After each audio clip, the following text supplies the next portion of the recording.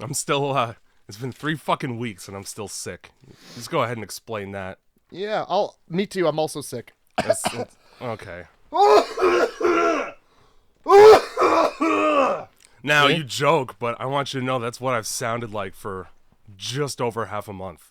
Oh, well. Why do you think I haven't... It's not a good podcast when every 30 seconds of a 3-hour podcast, I'm like... I'm not even exaggerating is the best part.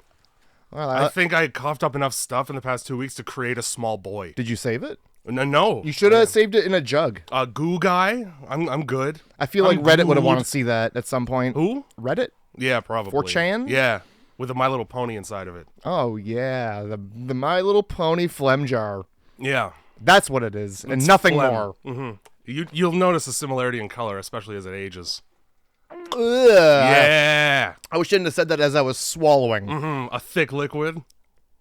Why? A thick liquid. No, it's coffee. It's a little thicker than water. It's got syrup in it. It's a thickening agent. Thick. A guy with glasses and a beard put a bunch of syrup in your drink. His special recipe. Oh my God! Did he say that, or did you say that? No, he was very insistent that I give him a nickel because I paid in cash, and it was $20.05. Or whatever, $10, something 5 cents anyway. Some exorbitant fortune for 2 fucking coffees anyway. And you got a nickel? And I was like, nah. Like, the only reason I have cash is because Christmas. And he's like, come on, you gotta have something. So I, like, fished around in the little, in my center console and found, like, the dirtiest quarter and handed it to him. Mm-hmm. Like, you know how coins, when you leave them for too long, they accumulate scum? I work in retail. Yeah. I've seen the scum. You work downtown in retail. What is You've the seen scum? the scum and the change they carry. Oh, yeah, I have. Did you see the picture I sent you last night? Of a bare ass at fucking noon on a Sunday? A bare ass on Christmas Day? It was at night, but yeah. The worst fucking... There was enough sunlight that I thought it was like 3 p.m. Nah, he was just hanging out in front of a store. Yeah, he was hanging out all right. I gave him the nickname Dr. Balls and Butthole. Because that's what I saw the first. The first is what I saw. What he specializes in medically. Captain Dr. Balls and Butthole, MD. Captain Doctor? Oh, shit. Yeah. Yeah, he's got a promotion, and, you know, he's working his way up. He runs a tight ship? Oh, my God. Throwback to, well, the last one. The dad from... Yeah. From Modern Family. Yeah, there you go. Just pagan. I think you got to be a guy. Well, for that. No, I mean, you don't on the receiving end. It's the same act. That's true. Well, why? I don't know, maybe it has to do with, you know, like a fake penis. Okay. Like a build, you know? All right. Well, look, we're not fucking 4 minutes into this podcast. You can't say those words yet. You started it by calling it pegging. Sorry. Oh my God. Oh, do you remember when we watched that movie that had the dad from Modern Family in the act of love? with a woman he had just met? There was nothing loving about it at all. Well, yeah, they filmed it. Actually, they met in a church, which is worse. Nobody films the act of love. No. Nobody puts it on for everybody watching the CCTV footage to just witness either. Or do you? Imagine, you're just like walking by the security room, like, what's going on? It's loud in there. Oh. Nice.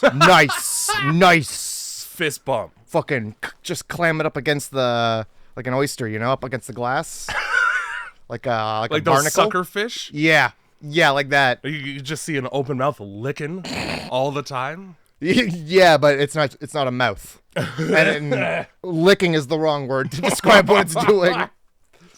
It's a similar undulation, though. Same amount of Windex to clean it up. More like a snail. What are we talking about? I don't know. Vaginas, probably. Is that it? Is that what we're... All right. Well, that's pretty neat. Loose butts. Just out in the open on a sidewalk in fucking broad daylight. And Modern Family. I'm so happy I don't live anywhere near here. Oh, wait. Well, I don't... Look, all I'm saying is I looked out the window. There was an ass. And I was like, well, Look it. Jay's got to see this. I could tell Jay that I saw a bare ass, but to send him the picture of the bare ass. Yeah. I mean, that's the conjuration in my head of a bare ass probably wouldn't have looked as burlap sackish as that one. There's a lot of... There was deflation happening. There had been a lot of objects in that bag at one time, and they're not in that bag anymore. The bag is partially emptied. Bag needs to be tipped up and turned inside out to get all the sand out of it. Homeless people. I don't know if that was the case. He just had his ass out. It's safe to assume. A lot of people who aren't homeless have somewhere to take their ass out that's private. You raise a good point. I don't know, man. I don't know. Sometimes your ass comes out, and that's just... The problem is that it stayed long enough for you to pull a phone out and take a picture of it. Oh, well, not only that, but I like, exited the building, too. You walked a distance. Yeah, and, like, so did he. Because that's not where he was when I saw him. I hate it. Oh, God. Don't do drugs, kids. Or do them if that's, your aspiration. Your aspiration. Just know that one day that could be your ass. Oh. And like poking, like I'm not going to post this picture, but it's just a bare ass poking out of a door frame of a business. A cloaked man attached to it. Yeah. Oh, like if you have to look real hard, but there it is. Mm-hmm.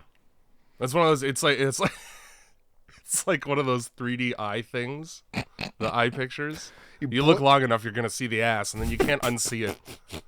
Then you got to bring your friends over and try to convince them to stare for long enough and unfocus their eyes. God, Christmas Day, I tell you what, if you, we're recording this on Christmas. Boxing Day. 10 degrees Celsius on Boxing Day. Yep. Late December. Thinking about shorts today. What? Guys. I don't even have a hoodie on. Just picture that for a second. Remember when we all saw that movie Al Gore made and went... Go home. You can't even win an election. You can't be a president if you're going to do this shit. Yeah. Well, here we are. I've seen enough video of smokestacks. Right? I've seen Hamilton. You call that a smokestack, buddy? You concerned about that? Oh, by the way, I mean, this is Grindhouse Movie Club. It sure is. And what we do is we watch horror movies. After a brief hiatus while I lost my voice after about 30 minutes of speaking every day for several straight. And that just wouldn't be a podcast. No, I'd be whispering halfway through. We'd be pressed for time. Yeah, it'd be like a fucking bomb defusal countdown timer. We got to get all of this movie out in 30 minutes or less? Impossible. Or else the phlegm comes out? Oh. I mean, kind of possible. This one, it could very well be a little possible. Pretty fitting for me to talk about having a virus inside of me for it to be Resident Evil 2 this week. Right. And, by the way, speaking of Hamilton. Filmed fucking down the street from us, basically. Yeah, I mean, the grand scheme, geographically, it's a short jaunt to where this was filmed. Yeah, the highway that would take us to the place this is filmed at is basically in the movie. The first few minutes of this movie is that highway. Is it for real? Yeah. Yeah. I think so. I mean, I don't know. No, there's twists and turns. I'm not always paying attention. I'm never the driver, though, by the way. I can't do that. Cops would pull me over and people would die. Good things would happen to bad people. One or the other or both? No, both. Definitely both. I'd be pulled over after the accident. Actually, to be honest, they'd probably be pulling me over because it'd be my fucking corpse. Because I'd be going far too slow on that thing. Pulling you over into an ambulance. They'd be pulling what's left. Bring several bags. They don't need to be bodies, but maybe Ziplocs. Yeah. Trash. Anyway, grindhousemovie.club was the website. Yeah, it was. Also, darkroseCult.com. Get stoked. Yeah, that's also the website, too. You go to all these websites. Right now, I don't care when you're listening to this. I mean, if you're listening to this and it's been some time, this is probably not relevant to you, but you can go on there right now and you can buy a shirt. Fuck yeah, you can. And then in when you go to checkout, add a note. and tell me what enamel pin you want, and I'll just put that in there. Oh, free pin with a shirt? Yeah. You could put the pin on the shirt. You could. You could do whatever you want. Put it in your bum? I don't recommend it. Yeah, neither do I. At least have the little protective thing on it first. I still don't. Otherwise, dislodging it's going to be a whole ordeal. They're quite pointy. They're quite pointy pins. A whole ordeal. Oof. Anyway, so that's just like a little... butthole. Oh, no, I got it. Oh, no, Yeah. I got it. Yeah. Just a sphincter, I believe they're called. In medicine, Yeah. when you study medicine, you don't go like, it's in his asshole. You go, it's up his rectal sphincter. Is there a reason why sphincter and snifter have to be so close together? Like, I just want vodka. What's... I think a snifter is like a very small amount. It's like a finger. What? I think. No, but I need some more context. What are you talking about? Oh, well, you know the word sphincter? Yeah. And then the word snifter Yeah. are very similar. Oh, yeah. They're Phonetically. And at a noisy bar, I'm not sure which I would get if I ordered one. Well, what's the one that's not an asshole? Well, that would be the snifter. Yeah, but what is that? It's a very small measurement of a liquor, as far as I know. Now, I could be dead wrong. My word game has been falling off a little bit. That's okay. I was confused. You started talking about fingers, and I'm like, well, you shouldn't.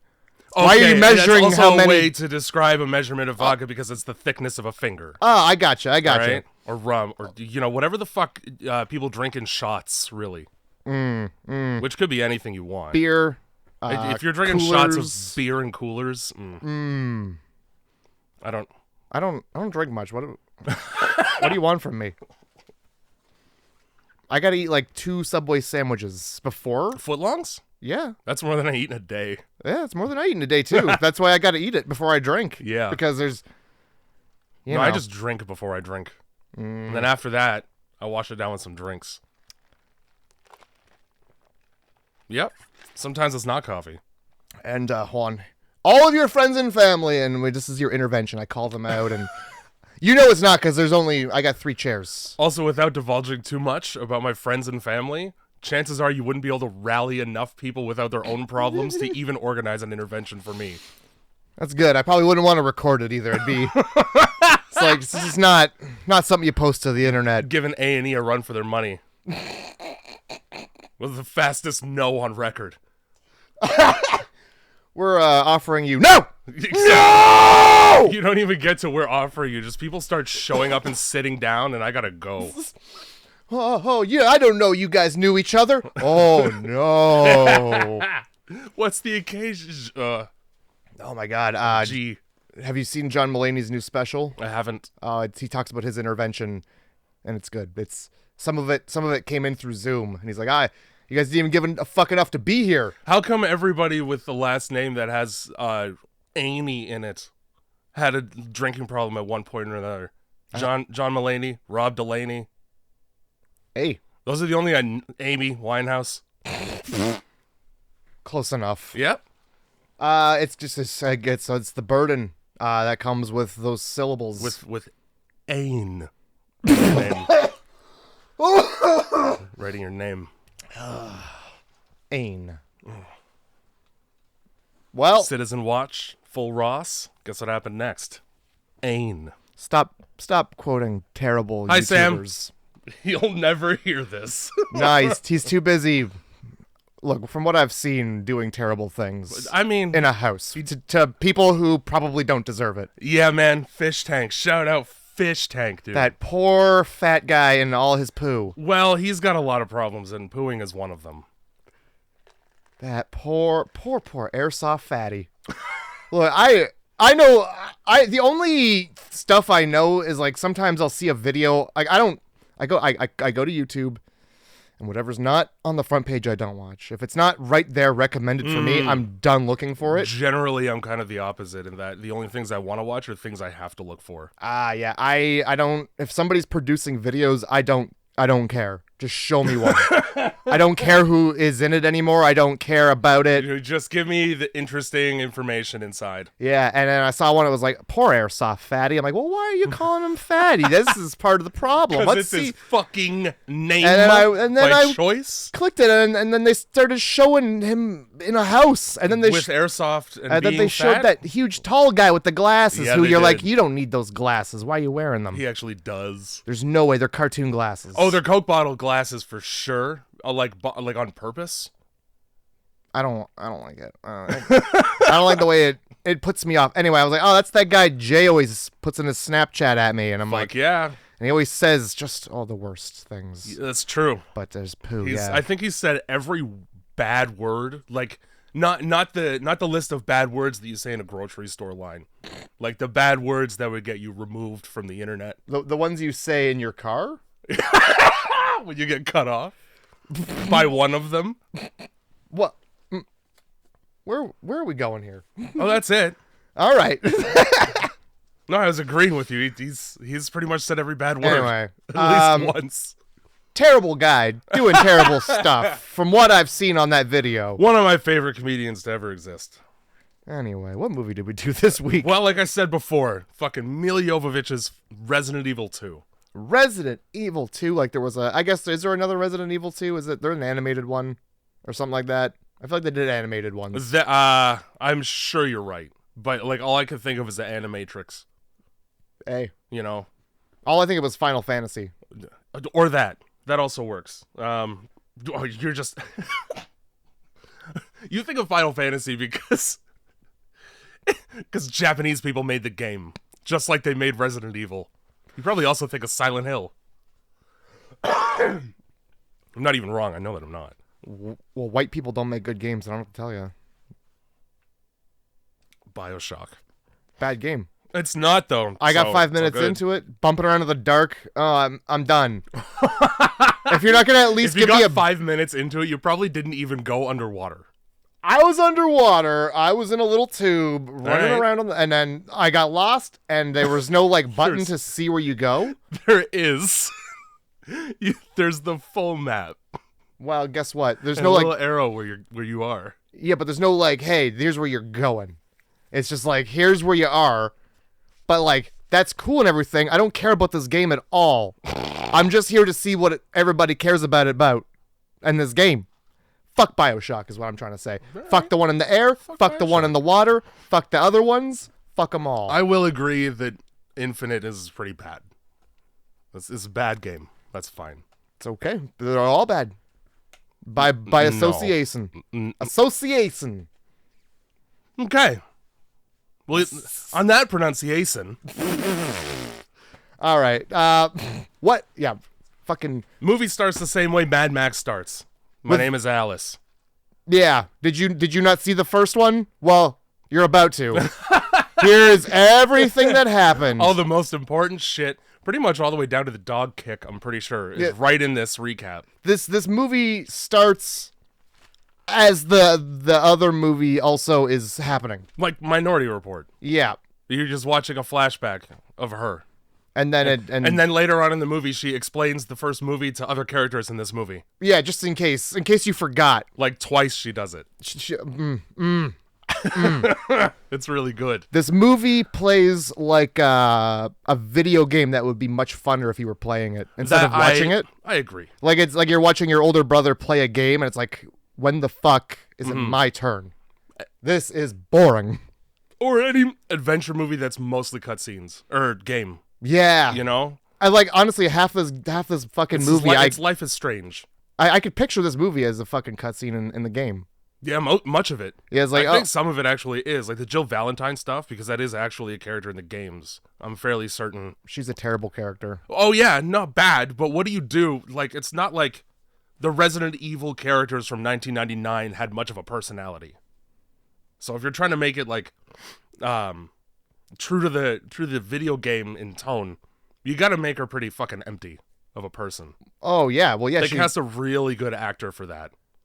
Yeah, for not having a single noticeable emotion on her face at any point. Nope.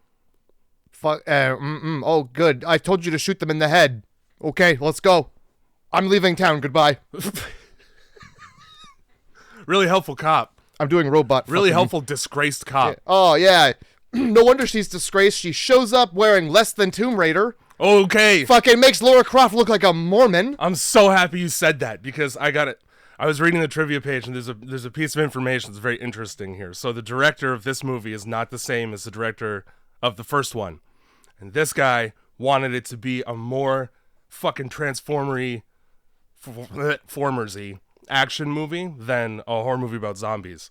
And one of the things that he added was fan service. So all of the women in Resident Evil 2 are scantily clad. Every single one except for the kid, rightfully so. Thank you. And Milla Jovovich didn't like that at all because there was no reason for it other than just obviously to show skin in a film. So she added a line in the script. At the very beginning, there's a news story that you're hearing. And she's talking about a heat wave. That's it. That's the explanation for the clothing. I didn't even catch that. I just thought that all that Raccoon City just had you know how there's a casual city? Casual city. No, there's a store and it's in like strip malls. It's called Casual City. Okay. Where old people go when they want to, dress up a little bit. Hawaiian shirts? No, it's more casual. It's more casual than Hawaiian shirt. I just imagine that every store was that, but just with mesh or fishnets. Yeah. And straight. You'll notice this whole. So you get this is a direct continuation of the first movie, and you know that because you get to see Alice Milla Jovovich leave the fucking quarantine hospital again. You sure do. And grab the shotgun, and then immediately she raids a gun store. And she comes out wearing less than when she went in. Well, yeah, you okay, she goes into a... You could buy, the most militarized outfit where zombies wouldn't even be able to bite through the Kevlar. No. Sleeveless shirt and shorts that are underwear. She went into a gun store, Jay. Yep. And you see her take what is it? Look, I'm a dude. I don't know. It's not a tank top. It's a shirt with the little strings, Oh, fuck. A spaghetti top, I think they're called? Sure. I think that's what they're called. It's that. What gun store has that? What fucking gun store has that? You're right. Why didn't she come up with camouflage? Yeah. It wasn't even camouflage. No, if it was camouflage, I'd be like, just red. I get it. It's what dudes are buying for their old ladies. I'm pretty sure it was just a dark red shirt. It was bright pink. It was bright pink? Or orange. It's a bright color, and Either later it becomes mesh. Yeah. When I don't know when she takes that off and it bemes I don't know. It's a great question. I'm pretty sure I wasn't paying attention to outfit changes here. So, all right. So, yeah, the movie starts. They're in the fucking hospital. You also get, these dudes underground, opening the thing, and they're like, oh. As per the conversation when Nemesis guy got taken away, I want to reopen the Hive. Yeah, get him in there. Immediately, they open the doors and zombies. Yeah. Because that's what the fuck happens when you open a door with zombies on the other side. And you'll notice that one of them has a wrist scanner that tells them that the zombies are coming. Yeah. Something is. You could probably put those twos together. My radar, there's a bunch of blips and they're advancing quickly. Yeah. Also, they're color-coded. And there's screaming in there. I should probably leave. Yeah, I think, according to my watch, it's time to get the fuck out of here, guys. And then he, taps a bunch of shit on his, does he's actually doing something. It's a CG screen and the man is just touching his fingers to his wrist. He's hacking into the mainframe, 90s style. Basically, that's what he's doing. And then it's there's a lot of T-virus in there, is what his watch tells him. And hey, I don't want anything to do with that. Yeah. Well, just as we suspected, let's go. Nah, get in there. Get in there, guys. 3 of you. The 5 of us are going to stay the fuck out here, though. Yeah, because fuck you guys. Yeah. I mean, some people were smart, and not that it mattered. Oh, boy. So, yeah, and then, by the way, there's a Ravens Gate Bridge. It's a landmark in Raccoon City. Yeah. Which is also known as just Highway 401? Bloor Viaduct. And it's just a bridge in Toronto. Perfect. And there's a juxtaposition right away.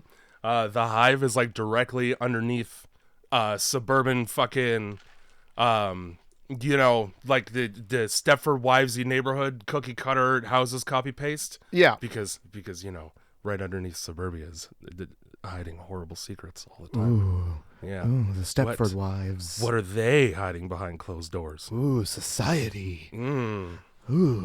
Dichotomies. Ooh, that's the only metaphor that this movie probably presents, because the rest of it is watching somebody do unnecessarily flary kicks. Oh my God, there are so many Jay, it's the Power Rangers, man. Half this movie I was watching, I'm like, people who love Power Rangers would probably be way into this. It would be better if the zombies exploded into a goo. It would. When they hit a wall or something. Nah, like, fuck, half this is her just kicking guys in suits and then them just dying immediately from kick. Forget the headshot rule about zombies that was already said right out loud at the beginning of this movie by another character. Get him right in the chest. Turns out, you just hit him hard enough in the solar plexus, it stops their non-functioning heart. Sick. Yeah. So this bridge, Raven's Gate Bridge, it's the only way out of town, Jay. It's the only way. And it's very important to know that for about the next 10 minutes, because that's all that matters. Well, it's like Gotham. It's like Gotham. It is. It's an island with one access, because that always makes sense to have that. You could build a bridge like this with a gate like the gate this bridge has, and it's not turning any heads. Nobody's doing the curious head tilt at the giant gate that can close. Hey, why'd you put that on the only way in and out of here? Y'all sure got that up quickly. It's fine, man. Yeah, don't mind the barbed wire. The laser turrets. Don't be discouraged. If you're going, you better come back, though. This is Trump's America. Jesus Christ. Well, it's better than a wall. It is, yeah. It's very... Also, when the fuck did they build a wall around the entirety of Raccoon City? When did that happen? That happened just before, but like not after, just before. Just before you noticed it. Yeah, like they do the whole like 3D rendering of the city, and it's just a fucking massive wall around it. Like nobody, maybe once again, Umbrella could just do whatever the fuck they want. Nobody's gonna raise an eyebrow. They probably had a button. They had that built in. What's that underground facility for? Certainly not biological weapons testing. I can assure you that. Yeah. Mind not the constant earthquakes as we create something way bigger than this underneath this. Miles and miles of nothing. Did you build the town on top afterward? One can only assume that it's like one of those. It's like a mining town where everybody just works for the corporation that built it, and then when they leave, poverty and OxyContin for everyone. For a second, when you said OxyContin, I don't know why my brain was like, tumbleweeds? Yeah, they would be all over the place. Excuse me? I don't, because I heard the word cotton. I was like, yeah, big balls of cotton rolling around. Big old fucking balls of cotton. Well, tumbleweeds are not cotton plants. No, they're not. But that's fine. It's really weird that they exist. Anyway, yeah, I don't know. I feel like you would have to have built the city on top of it later, because... Yeah. Everybody in their aunts and their cousins, their friends, sisters, moms, everybody's gonna know. Yeah. It takes one person to be like, yeah, we're building a great big zombie facility underground. I mean, not that. It's called the Hive because bees are there. You're not gonna want to go there. You're not gonna want to go there because of the bees. That's where did you notice there was less bees? There's not a single bee in the air anywhere in these movies. They're all downstairs. They're really solving that bee issue. Remember how everybody was complaining about getting stung once or twice? Don't worry, we, Raccoon City, have taken care of that. Yeah, that's fine. Don't look at what we're doing. It's bees. All bees. Promise. So here we are. One might say, buzz off. And like this, look, this is Toronto too. It is. So you know the fucking mayor of Toronto and what he would have fucking said that. Yeah, he would have. Yeah, he would have. And then he would have fucking Amber Hearded a Kleenex so that he could hide snorting a fat line. Oh my God. Like, Google it. Just Google cokehead Toronto mayor. You're going to find video of him hanging out with black dudes like a real G. You're like cell phone video he didn't know was being taken. Even though it's right in front of his fucking face, 5 feet away. You're gonna fucking find a video of him on the news being like, "Hey, I didn't eat that woman's pussy. I got enough of that to eat at home." or some shit like that. Like he said that on the news. I don't like that. He has I don't think enough. I ever heard that. He's got enough pussy to eat at home. Well, great. What is it, like really big? There's enough. It's a full 3-course meal in there. Well, first of all, look at him. And imagine the amount of pussy he would need to eat to sustain his body mass index, his BMI, or whatever it is, where he is on the BMI. His weight class. Yeah.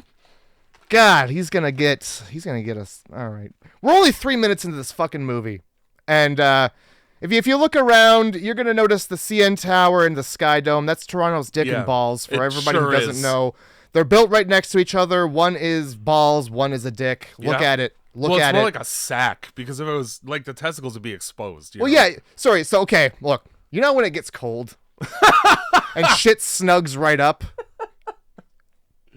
That. Yeah, it's a tight facility. Toronto gets chilly. A tight facility. Oh, God. All right. In this suburban town, you see a paperboy almost get hit by 3 umbrella trucks right away. Like, they come within 2 feet of him. Nobody bats an eyelash. I love it. This is where they pull up to, like, that lady's... Or, no, it's first it's the doctor's house, is it? Yeah. So they're evacuating the most important people to the fucking zombie program. Yeah. So the beginning of this movie, aside from a complete and full rundown of the previous movie, is now just, people in wheelchairs being rounded up like cattle. Oh my God! We need to get out of here. What about my daughter? You know, the one I'm raising in love? Nah, fuck it. It's figured out. He's like, no, I don't want to go. Well, here with the nature of wheelchairs, you don't really get much choice, do you? It's the most disrespectful thing to do to somebody in a fucking wheelchair. You know that he's got like a Stephen Hawking setup where all he has to do is think real hard and he's immediately going 5 miles an hour. Like he's Professor X. Yeah, but no, we're just going to push you to the truck. Whether you like it or not. Fucking stand up and go somewhere else. I dare you. Do it. Put your hand on the wheel. See what happens. You're not going to like it. You going to hit that little brake lever? I got another guy right there who's going to snap that shit right off. Oh my God. Might as well have just dragged him by his coat. Just chain him up to the back of the car. Yeah. On the roof. Fucking. Like a canoe. Portage that man. Oh, fuck. And like, also this actor is Moriarty in the Sherlock Holmes movies. So like, he's a genius. And this is the treatment he's getting. Fuck, this actor, if you don't know who the fuck that is, like me, picture a knockoff Philip Seymour Hoffman. Okay. He's kind of missing the toad gullet, but I understand what you're saying. Who's that? Who's the actor who kind of looks like Matt Damon? Just a little bit like Matt Damon. Enough that you would be like, oh, you got fake Matt Damon. He kind of looks like him, too. Is it's maybe the psychologist in Blade Trinity, whose name I just fucking can't remember at all? No, he's in, never even mind, because guess what? Breaking Bad. He keeps Jesse in a hole. He keeps Jesse in a hole in Breaking Bad. Yeah. And towards the end of it. Fucking, isn't that guy Mexican? No, he's like have you seen El Camino? El Camino's the movie they made after not 8 years, but like later after Breaking Bad. No, I haven't. Okay, well, this actor gained weight, and they tried really hard not to show his full face. Oh shit! But he's in. No, I don't remember this guy. So I watched all the way through Breaking Bad, but I'll tell you, I stopped paying attention at the last season. Okay, I think he's in the last season a lot because that's where they like keep Jesse in. Is he the hitman? Is that who you're thinking of? No, he's he's bald like grandpa. He's just a white guy. There's so many of them on the show. I know, right? This guy looks like a knockoff Matt Damon. There's one black guy on the whole show, and it's fucking Landslide from Always Sunny. Hugh? I love Hugh. Yeah, sure. Hugh and Bill Burr. More like Huge. And they just fucking roll around on money. I love it. I forgot it was Bill Burr, too. Yeah, it is. Shit. What did he do to get that? There was an interview. I saw something. He did something. I forget. All right. Yeah, look it up, guys. I'm not a well of information here. Well, Right here I've written, movie immediately becomes worse once a child is introduced. Well, hey. Yeah. Yeah. I appreciate that they cast a child actor who's supposed to look like the Red Queen from the first movie, because she looks and sounds like that. And then later on, right, in the next couple sequels of the movie series, they completely disavow this girl as having anything to do with the Red Queen whatsoever. They formulate a completely different origin story, thus defeating the purpose of even having her in this one. Cool. Which is good, because it means less kids in a Resident Evil movie. What the fuck is she gonna do? Hide underneath a classroom desk and flip over and somehow survive the worst fucking car accident? Yeah. I don't care how many seatbelts you're wearing. All right? The car flips. It gets T-boned. Yeah. How do you... The seatbelt's not gonna save you from splattering your skull and brains all over a window. Oh, God, no. But maybe being infected with the T-virus might... Oh, did I that's the whole fucking ending of the film. Yeah. Shit, my bad. You know, the way that she injects herself like a fucking heroin addict, just up and down, tracks everywhere. Anybody who doesn't know about zombies in Raccoon City is going to be like, who has made this child addicted to hard drugs? Oh, boy. It's a rough life. At my private school, my British accent. By the way, the school is the high school from Billy Madison. Oh, okay. Never seen it. Yeah. You're so lucky that I don't give a shit enough to throw that harder. Shame on you, though. Fantastic film. Yeah, except Adam Sandler's in it. In its prime. It's pre-click. I'm trying to think of a new... how about...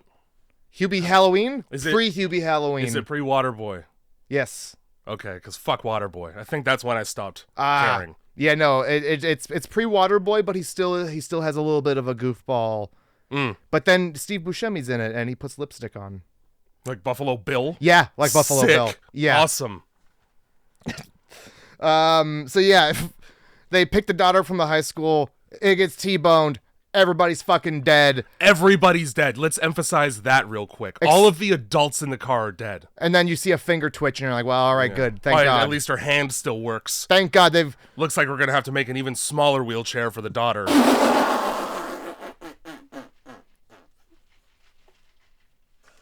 It's funny because... Her dad's in a wheelchair? And later we learned that she almost was too.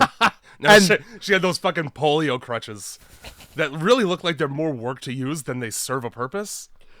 Like, you gotta wrap your whole elbows in that shit and fucking hobble around. On the topic of Breaking Bad. I mean, you build your upper body strength for sure, to the point where you just don't need those anymore. Except the problem is your condition makes it like your bones super brittle, so I don't care how jacked you are. Me either. What happens next? I think they're like, oh man, bummer, dude. And he's like, I can't leave. Yeah, because my daughter is not right in front of me where she needs to be as, a competent parent. Yep. And, French guy who sucks. What the fuck else he's in something? He's in like a Bourne Identity or a James Bond or something else as well. And that's where I just know his face from. Okay. Maybe Mission Impossible. You know what? I'm like 80% sure he's in Mission Impossible, and he's the guy that Tom Cruise replicates the face of in the second one. I'm fairly certain. I haven't watched any of them. I like being able to say these things to you because I know for a fact you're not going to check me. Yeah, I don't know, man. I saw the one where he had to dangle off of the fucking that big building in Dubai. That was pretty spooky. I don't think I've seen that one. See, I saw watching after like 3 or 4 because wise. It sort of became a lot of nonsense. It became what can 51-year-old Tom Cruise get away with through the power of Scientology fueling his body. Yeah, what's one death-defying stunt that Tom Cruise will do? Mm-hmm. That's what we center the movie around. Exactly. He actually did it, folks. He did the thing. Here's 2/3 of a trailer about it. Yeah, oh boy. Remember how last movie we just dangled him off of a fucking airplane when it took off? Yeah. Well, guess what, guys? This movie... Somehow we topped it. He did his own stunt again. Mm-hmm. Wowee! It's almost like he wants to die. Boy, oh boy, he really wants to die so that he can beam his body up to that spaceship behind the meteor. Lord Xenu keeps calling him in the night, and he's like, I better do my own stunts for this one, guys. I better just jump a dirt bike off a ramp into nothing. Off the Grand Canyon, probably. The guy who wrote a lot of bananas books back in the 80s about science and like mystic adventures. I forget his name here, but he also writes silly books. L. Ron Hubbard. L. Ron Hubbard. That's his silly name. Indian in the cupboard. Did he write that one? No. Okay, but it does rhyme. It was, yeah. It okay. was either that or... L. Ron Hubbard, Indian in the cupboard. Yeah. Put your key in and you get a mother. Nice. Fuck yeah. All right. Anyway, what? Yeah. It's my DMX impression. That was mine. It wasn't too far off. It's DMX when he wakes up in the morning. Anyway, Scientology is what we're getting at. Please don't listen to us and come. I don't want to get emails from Scientology, please. Here's a question for you, Matt. Absolutely. If you had a career, right, and you were disgraced into resigning from it, would you keep all of the newspaper clippings announcing the fact that you suck at that job? I think I might because you would. You'd put them up on a big fucking Charlie Kelly, Pepe Sylvia billboard in your house right above your bed. Yeah, because I don't understand what's going wrong. How am I disgraced? I'd only dress like a hooker. Like a hooker in Vice City. And I don't know why she was, like, forced to resign from the police force. I think she, like, killed a guy or something. Because her fucking snatch is out. Oh, she wouldn't wear the bulletproof vest. She said, nah, they gotta see my titties. High kicks, and she's like, whoa, beeve. and then, like, later she gets a little jealous that Alice can kick so high because she wears shorts that are... That's all, yeah. It's all about the attire. Yeah. You know? People don't like... They should be wearing monk robes the whole time. They oughta. Burlap. Same amount of protection from a bite as the clothes they're just not wearing at all, really. We are body shaming Jill. That's correct. That's fine. You're sitting there going, well, you guys shouldn't say that. Well, we did. Okay. I wrote a joke. Okay. I did on the heels of the fact that, for some reason she just wants, like, a constant visual reminder when she wakes up and goes to bed of how she sucks. Yeah. How she's failed at the career path that she's chosen. Her life is just nothing but remembering how she spent most of her life trying to become a police officer. That's like Michael Richards just had the N-word plastered all over his walls like acoustic foam. Oh! It is. Kinda, yeah. Oh, that thing that ruined my reputation? Boy, I wish I could do a Seinfeld reunion. I better write that all over the walls like fucking Jim Carrey in the number 23. God damn. And then right after that, because it's just them at the fucking police station, and zombies show up, and then Jill's like, you gotta shoot him in the head. I just know that. Yeah, Jill's like, she's got a police scanner going still. Right. And all you hear is like, well, look, all you hear is that everybody in the entire city needs backup. Every cop needs backup. Mm-hmm. And there's nobody there to back him up but Jill. Well, somehow over the course of an hour, tens of thousands of zombies have just shown up in the city. Yeah, hey. There weren't that many in the literal hive when they went in. There were like 12. But they're out now. And they sure are. And it takes a variable amount of time, again, between bites. Yep. No, Some people turn right away. It depends on how much asparagus you ate that morning. Some people don't even fucking get bit. Yep. Some people just become zombies when they die. Yeah, well... some zombies already dead. Some zombies were indeed very dead. In the fucking ground. That's right. In the god already dead people. Yep. I'll just explain this for you. Sure, are you ready? Jay. Sure. Are you ready? Yeah. For the entire... And this is right on the trivia page. I want you to know. Not only that... You know who probably put it there? The fucking writer who was like, yeah. Okay, all right, let me... the giant plot hole I created with my shitty work? Well, look, it's on the trivia page, you idiots. Yeah, not only that, many people found this helpful. Oh my God. So the idea is, in the first movie, there's a throwaway line from the Red Queen about how the virus can just change form. So... Sure. the cuts that people get that are not at all zombie related that turn them into zombies anyway, that's because it's airborne. Okay. And oxygen does exist in the soil. So the idea is the virus came up from the hive and infected the once living creatures that are now dead and buried in cemeteries. How about animals, though? Mm-hmm. How about all the animals that just die on the ground everywhere ever? Mm-hmm. Also, how about every other dead person that's ever existed ever in this area, in this region? How come there weren't just bones coming up out of the ground? Also, if you had that information as a group of alive people, why would you walk through the cemetery where the dead bodies are? Hey, why? Why? There's no reason. No. They don't even know where they're going half the time. They're just like walking through the city. Hey, they're just trying to, so the whole thing is, look, they all meet up eventually. Everybody fucking meets up. They all get together, right? Mm-hmm. Where I don't even know where we are in this very confusing film. Where I wrote, "Wake up, Alice's tits." Yes, because she's fucking butt naked.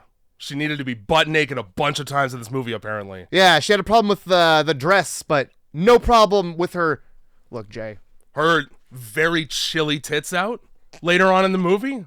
You could tell that it's not heated water in the little pod that they have her in. It's not a hot tub. It's a swimming pool. And, like, it's not like it's subtle and you got to be a creep to see it. Nah, they put that shit front and center with the rule of thirds and jiggle them. Yeah, they do. What the fuck? What do you expect? Me to not see that? And avert my gaze? My male gaze? Yeah, it must, they did her dirty by putting so much cold water in that tub at the end of the movie because, my God. Like you have studio lighting, you could have just waited a second. You could have hung a coat on that. David Blaine had to quit his staying underwater for as long as humanly possible stunt because it was getting so hot he was going to die. My point being, lights and cameras heat water. All right, Mila, wait like 10 seconds, maybe 20 before you get in. Otherwise, you're going to be... it's going to be nippy in there. Rub ice cubes on those things, though. We all know what we're here for. There's about 40 sweaty fat guys in the theater who are all trying to hide their boners. The gaffer won't stop asking. The fucking gaffer would. Goddamn. The best boy over here. He's snaking it up on his belt so that you don't see it. I didn't order this many grips. Boy, everybody's on set today for some reason. Sort of to your point about how the movie is confusing. Like most of this movie, there's no indication of passage of time whatsoever. No, not really. Does it take place in a day, 2 days? There's never sunlight. No. I'm like 90% sure there's no sunlight in this movie except for at the very beginning. I'm guessing. So it must take place over a night. Yeah, otherwise guessing everybody evening. else is just like there. It's like you're working night shift work and you sleep during the day. Oh right. So also, why are we traveling at night when there's zombies? Anyway. Well, because we gotta. Oh, we have no. Countdown until full lockdown of Raccoon City, and we got to get the fuck out of here until some silly stuff happens. Yeah. So Jill shows up, saves the day at the police station, frees LJ from being like cuffed to a hooker or something. LJ, by the way, or is it LT? It's LJ. Okay, but this is Mike Epps. Yeah, it is. Who is Omar Epps' brother? Omar Epps is the Black Doctor on House. Nice. Mike Epps is funny. Yes, he is. He's a funny guy. He has the best line in the whole movie. Most of his dialogue is the best dialogue, but he has the singular best line in the entire movie. That's when he hits a zombie with a car and says, "GTA, motherfucker." I like that one. And then he turns around and he says 10 points, because in the original 1 and 2s, you would get points for hitting people with a car. That's amazing. Yeah. That's amazing. Wait, in GTA or in Resident Evil? GTA. Okay, that makes sense. Resident Evil, I was like, that's a fun Easter egg. You might get points for killing zombies. All I know is that it's nigh impossible to do so in the games. Like, you're incapacitating them briefly, but they don't really die in the first one. I don't think, anyway. You have to have, like, a very specific item or something to actually kill them. Yeah, Resident Evil 1? Yeah. Yeah, it's a terrible game. It's a fucking awful game. I'll tell you right now, dude. It would have been hilarious if they tried to shoot this movie with a fixed camera. Yeah, like the most boringest movie ever made by far. Clip-clopping down halls, yeah, for an hour and a half. And it takes place in a house. in a house. Yeah, the scariest building. Oh yeah, by far. In and out.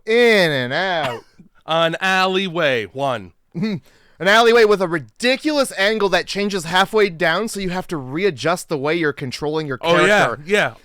Wherever you were holding the stick before, that does the opposite now. Yeah. Just a heads up. Yeah, the second you basically load into the second half of the thing, your character goes, oh, back the other way! Yeah, and then you're stuck in a preload loop forever trying to right your own wrong. Oh, my God. Love it. Love old games, dude. Love old games from the 90s. Oh, my God. So, Project Alice is activated. Some British guy says something. Yeah, activates. So activating Project Alice basically means the little brain chip that she has in liquid form of a T-virus going coursing through her veins turns her into essentially a golem. Oh, yeah. A highly intelligent golem. It gives her superpowers. Let's just call it what it is. Yeah, it certainly gives her every ability she needs. Just wait until the third one when she turns into Carrie and could just create apocalyptic fireballs when she gets upset. Well, she basically gives a guy a hemorrhage upon sight in this film. Yeah. Not even eye contact. Just looks into a camera. Yep. Like, what if he wasn't looking at her? What if it just hit a mirror and went back at her? What if? Reflection off the lens? So there's yeah, so she's activated. I think, is this where she's in like the gun store? Yeah. And she's like, and she keels over and like worms go up her arm, and you're like, yeah, that's never gonna happen again in the film. What's this? Well, that's right. Yep. It's a weird effect that doesn't happen ever again. No. And there's so that's her blood being activated. Sure. That's what it is. Sure. I don't care. Nanobots. I saw it and I went, if you're not gonna tell me what this is right now, I don't care. You got bugs in your skin. I get it. I would act the same way. So yeah, there's like a well-suited man, and he's the bad guy of the film. I don't think we ever learn his name. He's just a dude in a suit. Just almost a Nazi-ish looking guy in a suit. Oh, the French guy, you mean? Is he French? Well, he has a very French accent. I don't know. At least I'm fairly certain. There's that, and then there's the doctor. The doctor, yeah. Who I think, no, I'm not even gonna say it because I think I'm wrong. No, yeah, this is like a well haircutted, suited guy, and he's like sitting at a computer typing, and it's like, Project Alice has been activated. Right. And then he's just sort of, I don't know, he's throughout the movie, but he's the bad guy, and he's there. I call him the well-suited man. That's fine. All right, I don't know his name. No, that's the French guy I was thinking about. All right, cool. He's got a real Jeremy Renner haircut. Yeah, he does. He looks like Jeremy Renner if he got a nose job. Yeah. Right. Just picture it. Honestly, don't watch the film. just picture what we're saying. Listen, watch Resident Evil 2 if you are expecting an action movie. Yes. Instead of anything even remotely scary. Yep. You might have fun. Oh, wait, no, this is... Oh, shit, yeah, no, this is where Alice wakes up. She's not even at the thing yet. Yeah, so he's just booting up Alice's tits, yeah. And I wrote, Alice is awake and in the nake. That's what I wrote. Oh, do you have 2 sentences or less for this? No, I don't. I would yell Nemesis, but it's a reference to a YouTube video I don't think anybody's fucking ever seen, except for me. It's 2 people racing on a fucking track against each other, and he's just yelling, "I'll get you, Nemesis," over and over again from behind him. And eventually the other guy spins out. He just laughs maniacally for like 30 seconds. I have seen that. Fucking hilarious. I have seen that. Look up "I will have you, Nemesis," and watch that video. I believe you fucking showed that to me. I'm sure that I did. So yeah, sorry. My bad. I jumped ahead. This is where Alice wakes up and she's in a lab in a science room and rips all the tubes out. You get to see the gross tube rip twice because you get to see it in the first movie too. Yeah. And then she's like, okay. And I guess this is how every zombie movie starts. I guess I'm just naked and walking around. Directly to the cop car and get the shotgun out super easily, as if it's not locked and keyed in there. Yeah, as if they just. Oh my god, this cop was just like, guys, I gotta go. Yeah. Don't even worry about the shotgun. I unlocked it. It's fine. Yeah. Oh my boy, oh boy. I am in a rush. I would secure the gun, but zombies, eh? Yeah, man, tough. I won't take it or anything, for the zombies. No. And neither should anybody else at all. It's the honor system gun. Yeah. In the scene, as she's walking, I believe in the nude through the street. She's got a hospital gown on. Hospital gown on, thank God. There's a newspaper. Okay. Jay, Does it say the dead walk? It fucking does. Yeah, it does. Who wrote that? Somebody who really likes 1968 George Romero. Because that's where it's from. No, I mean, what newspaper fucking had that on the streets that fast? What editor's like, no, you guys can't abandon the job. I don't care if the dead are walking. We gotta let the people who are still not dead yet know. Yeah. By way of newspaper! Yeah, man. The one thing someone's gonna stop and pick up on their way to safety!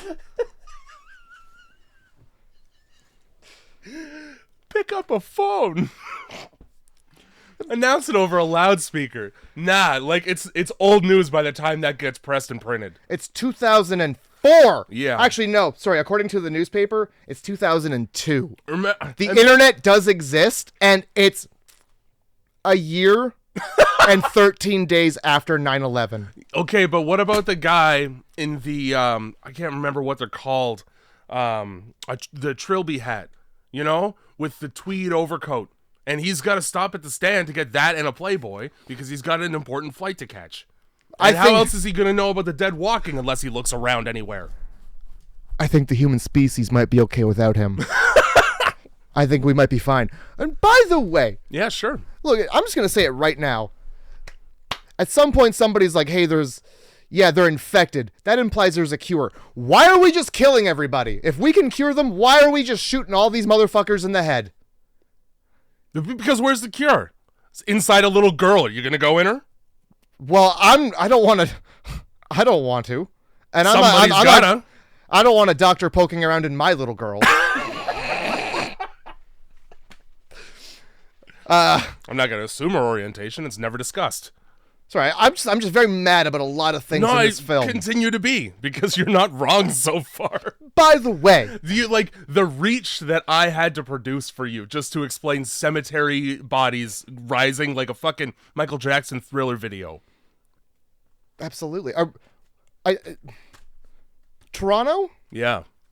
Is Raccoon City. Mm-hmm. But in real life, there's like a raccoon problem there. Like, you remember the raccoon that got hit by a car and they just put balloons on it on the side of the road? It was like a thing, like people were stopping and leaving flowers on the dead raccoon till the city came and picked it up. Oh my God, I didn't know it became a trend to do that to prove a point. Yeah, so that's hilarious. And there's I believe if you Google Toronto Raccoon City, it's a thing that they call it that. Oh shit. So Love it. I don't know if that happened before or after this, but it's really leaning into it. Woodstock has the same problem, but with crows.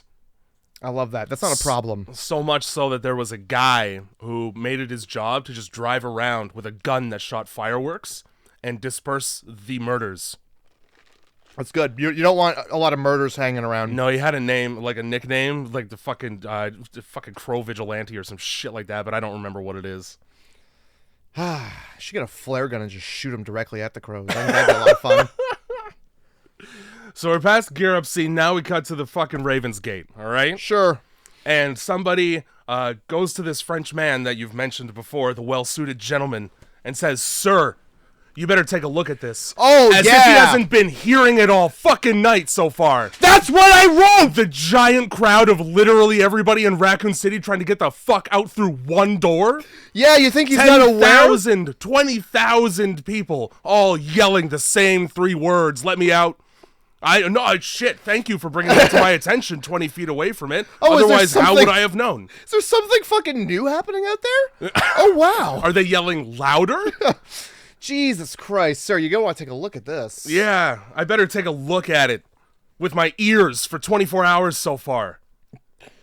Oh my God, thank you. I'm glad that somebody else... Oh, yeah, no, And then right after that, I wrote, You know exactly what kind of movie you're getting into when you see Oded Fair, who is the Magi from The Mummy, guns akimbo out of a helicopter. He just jumps out of a helicopter, fucking double-fisting guns on his way down to shoot zombies to save one woman who's already dead. Well, don't say that, because you're making it sound like a good movie. You know what kind of movie you're getting into when a CG animation tells you what bridge you're on? And like does the thing where it spins around and says Raven Gate Bridge, and then you fucking cut to a guy on Raven's Gate Bridge. No, you see, I was trying to describe Oded Fair jumping out and then just planking in the air like there's no wind resistance whatsoever as he falls with one bungee cord. Okay, because here I was thinking perfectly accurately shooting both guns. Yeah, like he's ambidextrous, getting headshots over and over again. All right, you know how easy it is to fire a gun when you're jumping. For a second there, I thought you were describing a film that seemed like it might be a good one. No, like the concept of that is kind of cool. Once again, in a Mission Impossible movie. Yeah. Not in my Resident Evil movie. No, with the Spec Ops. Jesus, no. You know? And much to that point, later on in the film, when Mila here guns out just a chunk of the wall and then slides on her back for like 40 feet. Fuck yeah. She's 40 feet. There's a heat wave. She's quite wet. She's slippery. Have you been dragged across the floor on your back? Do you know the sound that makes? The friction, like that. I wish that squeak they just put it in. Oh, that would have made it so much better. Fuck. Next time you're on a hardwood floor, guys, you should really try and run full blast and then jump and land on your back and try and slide. You should. See how far you get. See how the next 6 weeks of your fucking year are going to be spent in a wheelchair. When you bust your back on the goddamn hard tile floor. Knock the wind out of yourself immediately and you got to take 5. Anyway, so some helicopter full of Zach... Oh, God. I love him, but I hate him at the same time because of this movie. Okay. What's his name? Zach, because he's in Freddy vs. Jason, the older brother. Yeah. What's his last name? I don't know. What I do know is that they just gave him an accent that he sucked at. Yeah, I'm fully capable of speaking American English, but we'll just make him Russian and then watch him try. Fuck. Yeah, it's Zach Ward. Okay. That's his name. And I'm hoping that the character that he's playing is A, in the video game, B, Russian in the video game. He better be. Otherwise, there's literally no fucking reason for that other than just to make the movie worse with his acting. Yeah, and the only other reason would be to fuck with the people watching. Is it worth it, guys? Is he Russian? Where is this guy from? Because his name's like fucking Vitoli, so of course. It's Nikolai. Yeah, it's the same name. 2 of our listeners just got so pissed, and they're in the same room because they're brothers. How? They don't have electricity. Potato power. Oh yeah, I guess you can hook up a battery to it and you can power a light bulb. That counts. With the power of vodka, anything is possible. That's about the quality of Russian accent you get out of Zach Ward right there. Yup, that's what you're hearing. Hey so guys, get stoked. Yo man, I'm from Russia. You know how Bert Kreischer has that joke about being the machine on a fucking school trip and he tries to do their accents? Oh, he nails it. I mean, better than this one. That's true. Fair enough. Sorry, in comparison, I would be like, wow, this is fluent. Are you from there? That's why they like you. Wow, holy guacamole. Yeah. Not Zach Ward, though.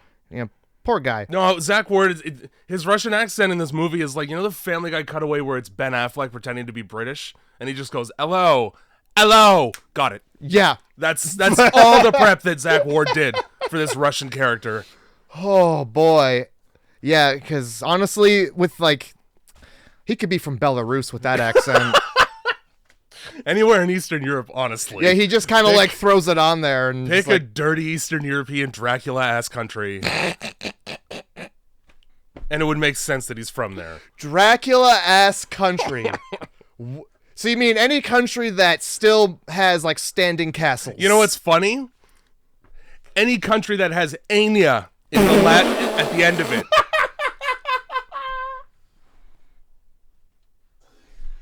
It would make sense that he would come to an Anya. Anies and Anyas, all right? Anyway, so there's this fucking helicopter full of ding-dongs, and they're just like, wow, we work for something, and we're somebody. Well, they're Umbrella Spec Ops, which means that they have a singular mission, and it's to rescue one man, and that man is in a wheelchair. However... Sounds very difficult. What they do instead is jeopardize that entire mission in order to save one woman on a rooftop who, if they had looked, they'd see that she got bit the second she got up there. Oh, so it's not like she's worth saving, number one. Number two, you're going to get fire murdered for jeopardizing the mission of rescuing a high priority target. Thirdly, ask any black person in Hurricane Katrina how often that happens. We just watched Dawn of the Dead, where it was like 6 people on a clear roof, and they didn't even stop. No. And that was probably not even for the president. This was probably just like some guy in the military helicopter. Yeah. Oh, my God. Yeah. So, yeah, one woman being, chased, like... by, like, scores of zombies, like a building full of zombies. Yeah, what's she gonna do? Just run laps around it until you land? Just keep going. Nah, Oded Fair is like, well, I'm going solo on this one, because you guys don't want me to do this. Yeah, Zach Ward, tie me up. I'm going bungee. And he just jumps out. Yeah. And there's no, like I said, there's no cant to the way that he's falling. He doesn't tip. He's just perfectly prone all the way down until he lands on his feet, like Superman. You know what helicopters are really good at? Staying still in the air while they're on? Staying still in the air while they're on, and also staying balanced while something goes, on the other end.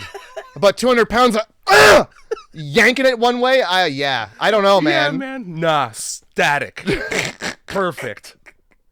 This is the best helicopter pilot in the world. God. Yeah. And so, bop, everybody dies, and he's like, oh, hey, you're fine. I got bit, though. You're fine. Peace. Jumps. I'm going to jump with the velocity of a bullet. I'm going to jump, and it's going to take you a second to look over. I'm going to be through the roof and spattered on the ground. It's like a fucking, what, like a 20-story office building, probably? Yeah. She jumps. It takes 3 seconds for them to run to the ledge, and she's already, her insides are outside on the ground. Yeah. And in this scene, you can see, like, 3 major banks. Her fucking pockets are full of rocks. Also, what? You just noticed that? Yeah, I wrote it down. They're just like all probably fucking Bank of Montreal, Scotia, and CIBC. Fucking yeah. I think that's literally all 3 of them. They're the most Canadian banks, and it's like, of course they'd be here, man. They're looming over this lady. Oh yeah, because your job as a bank teller isn't worth your life. Well, is that what we're? No, it's like big banks can't save you. Yeah, sure, there you go. Yeah, and they're just watching it happen because they're banks. Yeah. Boom. 2 to 3 people who were listening were like, fuck yeah. I was really high when I wrote that. All right. It started off as something, and then I was like, what am I talking about? Well, you got there. And then I just said it now, and I think I got there, yeah. That's the best part of, getting a degree in anything that's subjective, is that you could just lie, and people would be like, I mean, that makes sense. Goddamn right it does. Yeah, they, and you know what? It made this little thing in my brain tickle, as if 2 puzzle pieces were being put together before my very eyes. Look closely, and I bet you they form a triangle. That's all I'm going to say. Well, they form an umbrella in this one. That's all I'm going to say. I don't know. Are you making a fucking Triforce joke? Ew, no. Okay. No, Zelda's terrible. I was just making a triangle, like an Illuminati, in God we trust kind of eyeball in the pyramid. Okay. Yeah, because banks. Yeah. Okay. That's Come on, Jay. No, we got there. The fuck? Well, that triangle's not on our money. On our play money. That's right. It smells like maple trees if you scratch it. We just got pictures of old dead people. Yeah, fuck them. Fuck them. One thing we failed to mention, in the first 13 minutes of this movie, there were about 50 voiced over lines. I don't know if they shot during a hurricane or what, but for some reason, nobody is capable of talking at a volume that's recordable by a microphone. Let's do them all in post. And then also, we're not going to bother trying to match tone. So, it'll be, they're on fucking Ravensgate, and you got the 2 security guards, talking to each other about how dangerous the situation is because civilians are about to riot. Oh, man, I don't know about this, though. I can really sense the urgency in your voice there. Yes. That's good. Everybody's going to die if we don't get out of here. Thanks, man. They probably didn't get to watch the movie. They probably just were like, here's your line, say them, we got to go. I wouldn't be surprised. But, by the way, this Ravensgate Bridge, Did we take a look at what it spans over? But it's probably one of the great fucking lakes. It's walking trails, Jay. It's what? It's like a gully. So you can just hike. Yeah. You can just hike it, it'll be fine. Yeah. Actually, fuck the bridge. I'm gonna do this like a Mexican immigrant, and I'm just gonna take the river route because it's faster anyway. All right. They just really, really want you to believe. Not notice that at all. That's probably why they filmed it at night. Yeah. Yeah, no, it's totally, there's like maybe a river, like a little one, but it's walking trails. Okay. Anyway. So, glad you noticed. Yeah. This giant discrepancy. Quite giant. So, I don't even know where we are in this confusing fucking film. We've just been talking about Jesus Christ knows what. Hold on, let me find my notes here. Well, Resident Evil 2 is what we've been talking about. Yeah, I guess. They make the decision to close the gate because one guy in particular so right now it's like any high school after Columbine. You have to walk through detectors in order to get out to the outside of Raccoon City. And I'm trying to remember what fucking movie it is. The Crazies, where, sick people are sick people no matter what they're sick with. And if you have high blood pressure, you're also fucked. It's a very faulty system. Anyway, a guy starts convulsing right at the front. And his wife goes, he has a heart condition. Seizure-itis? What fucking heart condition makes you do that? I've never heard of that ever. Like a heart condition makes me pant after 3 flights of stairs. Is he having like a heart attack right here, right now? Is this normal? Yeah, and do people have also epilepsy when they have a heart attack? Oh my God. Anyway, the fucking virus is obviously at the gate, so we're gonna have to shut it. And at this point, everybody kind of stops being polite in a way that gets them dry fired at. Yeah. And you see up top people with guns, and their job is to protect an opening. Why aren't you being more polite? You would think, yeah, if there's somebody with a gun and they've got something that you want. Yeah. Like maybe say please. Yeah, because honestly, they have the upper hand every time. Also, when they're protecting that opening from a virus that turns you into a ravenous ape, probably don't act like one to try and get through. Sort of defeats the purpose. Have some fucking class. During this scene, everybody starts to panic and get upset because they're being boxed into a place where there's a horrible virus that turns you into a zombie. But I did notice that, the video of a bunch of mud skippers sort of screaming at each other? I think so. But it's recorded over with just, "Arr!" Oh, yes. One of those is in this scene. And I don't know if it's the same. It's the same. But it sure as fuck sounds the exact same as one of those mud skippers yelling like a man who's pissed. I hope it's a stock scream of some kind. Yeah, I went back like 3 times. I was like, there's no way I recognize that from that. But nope, that's what it was, guys. So, yeah, there's just like gunfire, and it's like, do you walk towards the gunfire or do we go back to the city? Kind of fucked if you do, fucked if you don't. Rock in a hard place. Yeah. And then like it's I don't like what I wrote here. The doctor says he's staying in a way that makes me believe that he's more than leg disabled. So I can explain this better too. His both of their lines, because he's talking to a well-dressed gentleman. Both of their lines are entirely voiced over during this conversation. I think his name's Ashford, this doctor, by the way. Okay. I think his lines were voiced over by request so that you could understand what he was saying. The problem is they put him next to a French mushmouth who can't string a single sentence together without fumbling over it. So I think probably he's just real frustrated with being near this guy at all. Nah, I'm staying because it's away from you. So yeah, well, he's got to stick around for his daughter. I mean, motivations. Yeah. So the suit guy was like, "Come on," and doctor's like, "Nah, I'm good. Where's my daughter?" Yeah. There was an accident. Well, I mean, she could still be alive. That's the thing. Nobody fact checked. Nobody in this movie checks. You know what? No. This well-dressed suited man never checks. It's only him. It's his fault. Yep. Every time somebody doesn't check to see if somebody's dead in this movie, it's usually him. And they come back. Because they're not dead, Jay. Yeah. So he's like, yeah, no, I'm staying. No diligence being done duly whatsoever. And so they wheel him into a tent and just zip him up. Yeah.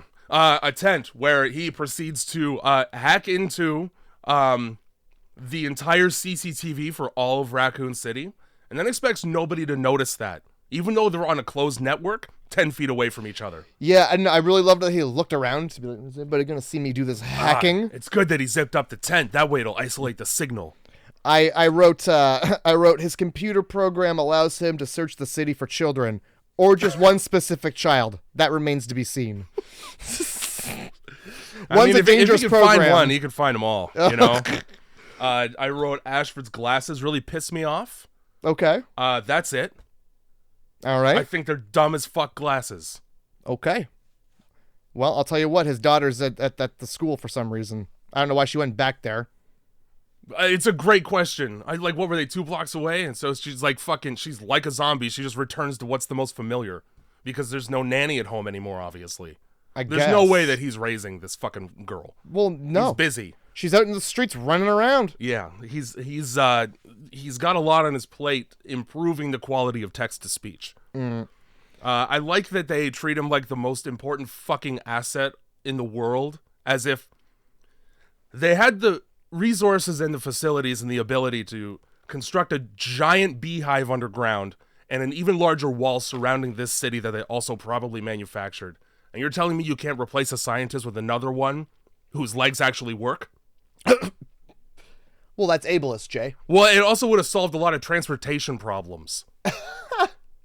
Don't worry, we got one who can run. So we're good. Don't worry, we got one where you don't need to get the special ramp for the helicopter. You know how long it takes to put down a cargo ramp? Other people can just jump in the door.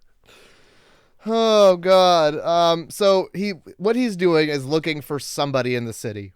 Yeah. Who's not... He's looking for anybody who can assist him by being bipedal, essentially. Yeah. The one thing he's unable to do, he's looking for somebody who can do it. Yeah. And you really gotta hope that you're not gonna find a pedophile. Because you're like, my daughter, can you get my daughter for me? I'd love to. Yes. Where is she? Say right no away, more. Sir. We can negotiate a price or something for the effort. Mm-mm. I didn't even tell you where to bring her. Don't worry. No. It's fine. Chink. I'm on it. We'll work out the payment. Jesus Christ. So when he hacks into this, I don't know if you noticed, but when he hacks into this fucking CCTV, the program he uses to brute force it literally has the word hack right in the name. I did see that. Hey, man, maybe hide it better. Somebody opens up that thumb drive and they're like, what's that, I wonder? Huh. What hacker creates... You got a video of a really bad comedian on here? What kind of fucking hacker makes a program with the word hack in it? Called I'm hacking your system if you see this.exe. It's just called illegal program exe. Every LimeWire MP3. Oh my God. So he's what's her face? This is where Alice goes into a church or into the gun store. Yeah. And puts on the less clothes than what she had before. That's right. And I write, what's that gross shit in your arm, Alice? Yeah. And stuff's moving around in her arm. And then she remembers she's been experimented on. And oh, yeah. I had a flashback because that's the best way to establish a situation in a film is to just have a flashback of it. Mm-hmm. It's almost like you might as well just throw the script at me and say, read it. Fuck. I'm not doing that. That's your job. You know? So we go to a church. The gang enters the church. It's Jill and the gang. I forget who's in the gang, though. We got Jill. We got her black friend and a journalist with a video camera. Jill, Payton, and journalist. The journalist gets introduced at Raven's Gate, and then during the panic, she drops the camera. Suddenly, she has it again. Either that happens at the gate, or it happens later on in this movie when she fucking dies in the classroom. It definitely happens when she dies in the classroom. Okay. Good. I'm glad that you also noticed that they just have her camera. Mm-hmm. They must have switched the inventory right when she died, like picking up, like looting a corpse. Yeah. When you hold E, and then you get to thumb through their yeah. You hold pockets. tab and you get your whole party's inventory. You could just hot swap. There you go. So she's in a gun store that also has very reasonable ladies' wear, is what I wrote. So yeah, they go into a church and there's a dude in there. He's like, "This is my spot." Yeah, want to bet? Also, why can't you share? Right? I'm not fucked up. Yeah. I'm not wearing enough clothes to be able to conceal a zombie bite. It's quite obvious. Right here I noticed, so she's trying to conduct interviews because this is her big scoop, this journalist. Yeah. She's going to leave Raccoon City and she's going to win a Pulitzer Prize for just showing corpses on the ground like it's Gaza. You fucking bet. However, I can't help but notice that the actors are actors because every time she points a camera, so we get a lot of shots framed through the actual lens of the camera, and you can tell because there's always a white box around the actual recorded video that says recording in the corner because that's what you want with your home video. Yeah, you want those like corner frames too, like the little lines that make it so everything's framed. Yeah. You want that, yeah, right absolutely. there on the recording instead of just in the viewfinder. Yeah.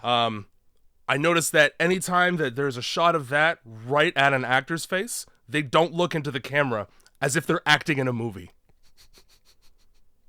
I like it. So you took the thing and like you did like an inception with the video footage, but they still sucked. Like they couldn't even do that. Well, I mean, zombies aren't concerned with where the camera is. Like they're not going to look. Living people who don't. Well, look. How about the people who are being asked questions directly and answering them, but they're still looking just slightly off camera as if they were trained as an actor? Well, maybe she's holding the camera out like this. I've got my arm way out to the side, and they're looking at her as she's like, you know. Cut to her with the camera right in front of her face so that she could see the flip out screen. Well, I'm just gonna kill myself then. How's that? I don't know why, but for some reason I wrote fucking churches. I don't know why I did that. Hey, they're creepy. They're creepy places, and then this doesn't get any better. So we go into the church where I think the cop ends up like talking that guy out of having his gun, and then yeah. What do they like lock it with by putting a cross through the door or something like that? Something, sure. Anyway, there's a sound. It doesn't fucking matter what they use to lock it because the things are already in there. Maybe sweep the area before you lock yourself into it. Well, I mean, you hear the sound and Jill's like, "I'm on it." Jill goes to sweep the area. Should have done that first, though. Probably should ask the guy with the gun, be like, "Have you heard any zombie sounds in here?" How long have you been in here? Why are you not licked up and down by now? Yeah. Well, it's because it's in a safe room. Because mutants. The only place there's zombies and they're tied up in a room. It was really good of him to leave that safe room then. As we're exploring the church, we just see what is it, a priest trying to keep his zombie fucking wife alive like goddamn Dawn of the Dead? Yeah, his sister is sick is what he says. Yeah. My sister's sick. So I've been feeding her people. This is normal. Yeah, it's like one of those shots where it's from behind and you can tell something's not right until we pan around. But it's easy enough to guess because it's a Resident Evil movie. Yeah. There's only like two options. Yeah. Either it's a zombie or like she's dead. That's it. Yeah. It's either, dead or zombie. Sometimes both. Yeah. It's the third option, but fair. You know, it's still the same two options put together. It's option 2B. There you go. She's sick. She's a zombie, and then she like takes a step back, and there's a dead body, and she realizes, oh, you've been feeding her people. Yeah, gross. Could have been a really cool dramatic scene because, first of all, that's fucked up subject matter if you think about it. It is. Because where's he getting the bodies from?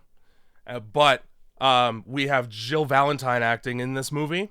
This is number one. And number two, they decided to shoot this scene like the fucking Matrix.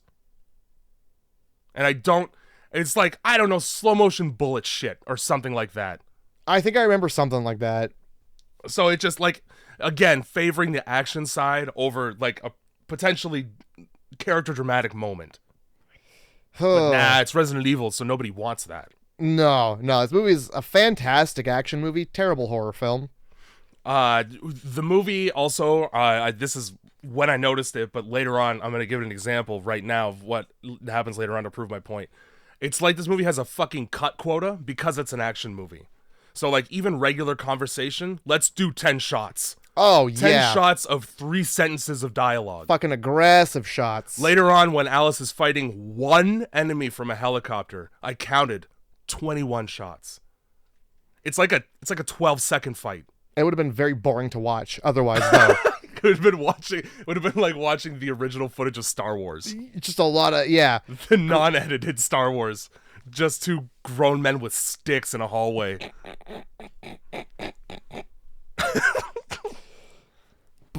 Yeah, though.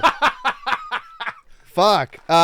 So the sister breaks free and goes to like bite Jill, and then I think the priest steps in and gets bit instead. Yeah, sure. And then you hear 2 gunshots, and that's the end of the story for those 2. Mm-hmm. That's good.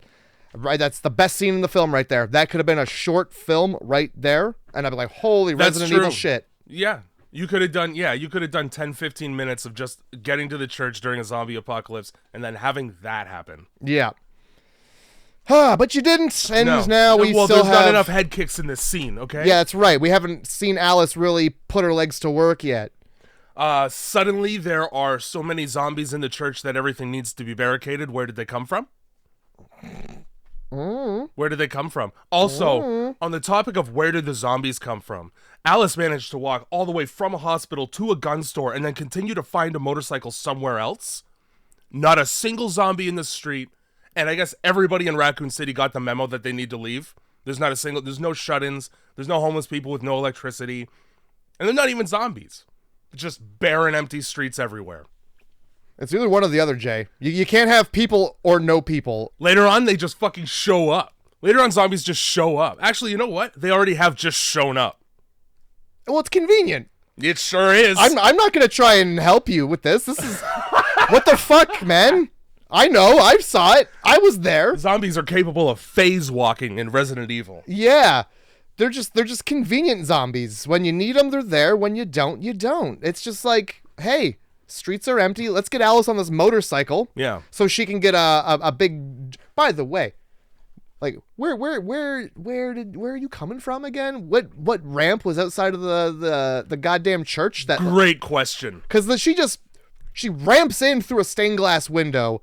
I think she lands on a zombie or something, and she shoots it all up. Saves the day. Knocks over a big old Jesus onto a zombie. One of these mutants. Yeah. That once again. There's a part of this where we discover the fact that there are giant mutants from the first movie, the ones that got like the tongue spiked through on the train and then crushed by a train. There's about 3-4 of them in this church.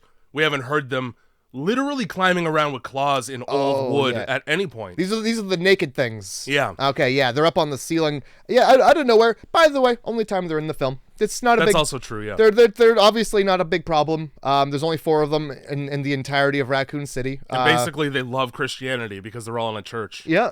So you just be atheist and you're fine. But no, here we are.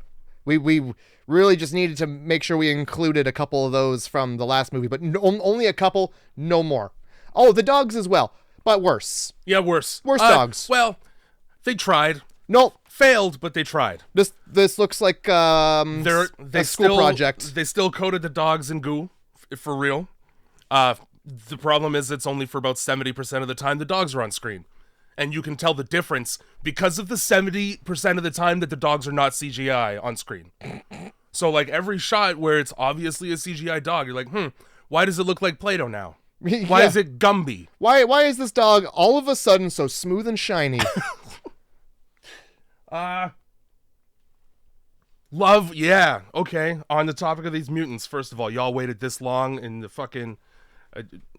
without seeing mutants in the church in the one room with the pews. Once they start jumping down and attacking people, there's a scene where, I can't remember the guy's name, I think it's Payton, the other special ops agent that Jill's hanging out with. He gets his leg crushed and injured by a pew that gets pushed by a mutant. I think around the time that Alice shows up. Then he just stands up like it's fine and all the pews are in their original positions.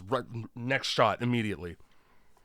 All right. When Alice shows up, she's got to make a grand entrance. So yeah, invisible ramp through the stained glass window in the dead center, instead of just going in the door, and then does a backflip off the motorcycle while it flies through the air so that she can shoot a singular bullet perfectly at the gas tank of the motorcycle, and you want to be sure we can see it in slow motion because it has the Umbrella Corporation logo on it. Of course it does. Everything does. Yeah, man. I knew that. It's a big hive. They're making a lot of shit down there, apparently. Really redundant shot to try and make cool, and it's not even. They might as well have shown, like, the tire tread on the motorcycle, and it was also Umbrella logos. The fucking bullet might as well have just said Resident Evil on it. This is a Resident Evil movie in the smoke. Buy our video games. I would be shocked if the guy who made Resident Evil likes these at all. I'd be baffled by that. I'll tell you what they are. They're bad fucking movies. Having played, honestly, I really like the first one. Having played, not the game. Well, no, the games can fuck. I only played half the first game. I'll tell you what. It's got nothing to do with these fucking movies. I've tried so many on so many different occasions. You know, there's one that, like, nobody talks about. I think it's number 6 because it's in an African slum, and it's just 2 white people killing black people the whole game. Oh, boy. There's really no reason to set it there. Like, you just chose that. What was the really scary one that everybody... Is that the one? You're thinking of the most recent one that was quote-unquote scary. There's a reason why I have that in quotes. I think was just called Resident Evil Biohazard. Maybe. The original Resident Evil, I think, in Japan was also called Biohazard. Okay. Anyway, that one sucks. Oh. It takes place in a house. You're there to, like, save your sister. Yeah. And it turns out you got Ghoul Family. I love Ghoul Family. You don't love Ghoul Family because they don't fucking die, and you have to kill them about 10 times. They go so far as to have one of the fights in a garage, and Ghoul Dad is behind the wheel of a car in the garage doing donuts that hit you. That's the fight. I like it. I don't like it. That sounds terrible. It sounds like this movie. It does. It sounds really made up as you go along. Sort of, we know where point A is, we know where point B is. Let's do a scribbly line in between, you know? Also, not to mention, she got those bullets from a second-rate gun store, so why the fuck do they have the Umbrella logo on them? But that's fine. They just own the monopoly on guns and bullets in this entire city. Fucking Umbrella, I'm not even surprised at this point. They make everything. Yeah. So, yeah, this is where I wrote the movie plays like a game that would probably be way more fun to play. And, yeah, this is fucking bullshit. So I felt bad for interrupting you for a fucking essay like that. Oh, it's all good. I had to get to the point where I wrote, yes, all right, Alice is a god symbol. Why don't you beat me over the head with it, just like that mutant got beaten by a giant cross? Yeah, she really, thank God Jesus Christ showed up through the stained glass window of herself. And good thing it happens more than one time in this film. It does. She comes in clutch all the time. So the only thing she's there for. She's there 2 hours before anybody else shows up to the church and is just waiting. That's it. She's just been sitting there chilling. Just looking at her watch. All right, come on, guys. It's almost ramp time. Yeah. Hope you guys are in position. I wrote let's go. Jill Valentine is kind of a bitch with a horrible attitude. She just gets her life saved by Alice, and the first words out of her mouth are, "Who the fuck are you?" How about thanks? Yeah. Cunt.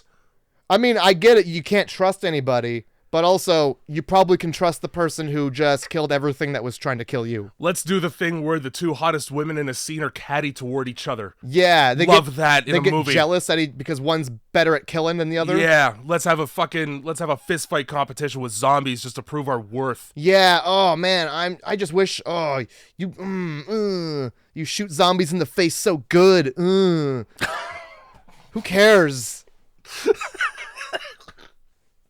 She's like, yeah, I was good writing. It's good character writing. Good gendered character writing. Genetically modified to be able to do this.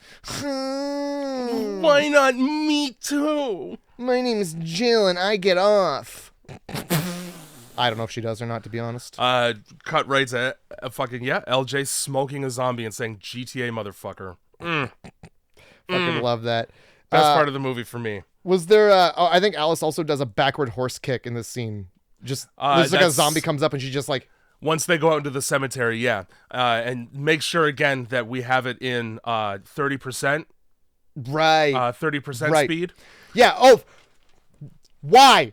Why are all the zombies in a strobe effect, Jay? Oh, you're talking about how they cut the frame rate down so it looks like everything's choppy as fuck to mask the fact that, first of all, these extras can't act. No, they cannot. We didn't have the budget for as good of makeup as the first movie. I wrote, they either look like they're walking with like pants on that have super long legs, or they're walking like they have to get somewhere real quick. Like, so we cut the FPS down to 5, and then we had a blur effect so that everything trails. It's the only thing we could think to do that would keep you from noticing that these are just a bunch of dudes with gray face paint on. Like the fucking haunted masks in that Goosebumps episode flying through the air.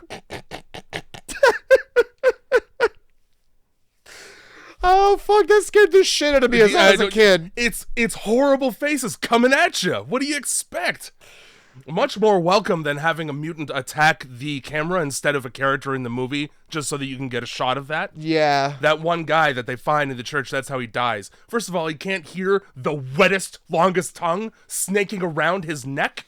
Yeah, what was that? That was a little bullshit. First of all, it's bullshit. Secondly, why the fuck is the mutant trying foreplay? I thought it was its tail, to be honest. Then why was it covered in spit? Everybody's wet. Heat wave. I forgot. Yeah, there you go. Whatever I was gonna say, don't even CG. Everything's wet. I don't know.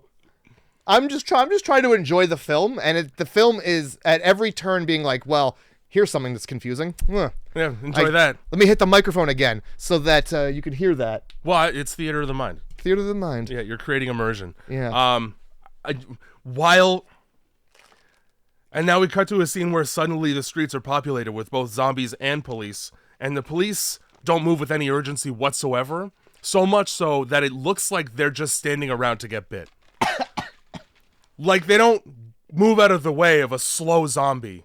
Is this the They just aim a gun until the shit hits them. Is this the unnecessary action scene where the umbrella people are like now out of the helicopter somehow? Yeah, no, they landed on the ground. The helicopter is nowhere. Why wouldn't you just stay in the helicopter until you got to your LZ? Yeah, I'm really there's just like this unnecessary shot where they're just throwing grenades and shooting people. Didn't need to be in the film. But then a helicopter flies over them. Is this that scene? I think, yeah. And Zach Ward's they're like, oh shit, helicopter, let's rescue. We better follow that. And what Zach Ward says is, why didn't it stop for us? But what it sounds like is terrible.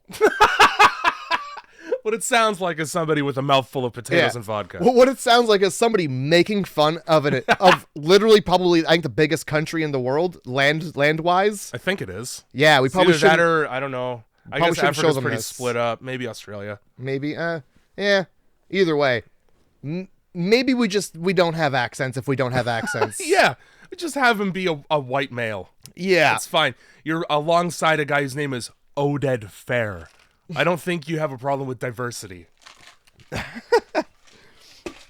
Also, Oded Fair, let's tell you, he's the fucking whitest looking Egyptian guy in Hollywood. I don't know. You're just saying names at me now. The head guy of this special ops, Superman. Lead guy, yeah. Is he Superman? Well, he certainly flies like Superman from like the 1980s version where it's clearly just a guy laying on a table in a green screen. He's also quite handsome. He could be Superman. That's true. One time I did an online test and the results were that I resemble him physically. That's a lie. That's a bold-faced lie. You just chose another dark-skinned man. Jesus Christ. God damn it. Yeah, so we're we're walking through the Hamilton cemetery and Alice is explaining everything. Let's go back for 5 seconds here. Oh, right, yes. So that we can get the shot of the zombie admiring his reflection in a police helmet. Yeah, I actually wrote that down because I had no idea what was happening. Well, it was just a zombie looking at he was just making sure that his makeup was all right. It's not. You didn't need to have that. Yeah, no. There's no reason to have that. Because why would a zombie ever do anything out of instinct? Yeah. I really thought there was something there, like... I mean, outside of instinct. It wouldn't be instinctual for him to try and do a fucking makeup tutorial halfway through eating a guy. He's wiping the blood off of his face. Fucking messy eater. Why did I write zomboobies? He got distracted by zomboobies. Oh, it was LJ running people over, and then he just a zombie with her tits out, and he looks. Crashes his fucking car because there's zombies outside of a strip joint with their tits out. Why are they there? Why are their tits out? Why did they go back to work? None of that makes any fucking goddamn... And of course it happens to the... Mid-show. To the most hood stereotype of a black man. All the way down to having 2 golden deagles. Yeah, oh my god. Are you from Chicago? Why do they have to be gold? Also, get a better gun than that. How many rounds does a Desert Eagle hold? Usually 12, 16? I don't know. There's no way you're firing accurately because the recoil is going to fucking cave your skull in anyway. Maybe get something that's easier to reload than a gun that requires magazines, unless you're going to carry enough magazines to get you through the day. This is something a little bit lower powered than 50 calibers. You're getting zombie blood literally. You're exploding everything that you fire at. You're probably also damaging your wrist every time you do that. Yes. Imagine trying to fire a deagle in a panic. You're going to let go. It's going to fly back and break your nose. Break your nose. That might even be better, because that bone might go up in your brain and just end this all right now. I don't know. So yeah, Alice, we're walking through the cemetery, and Alice really is wanted Vincent Price voiceover.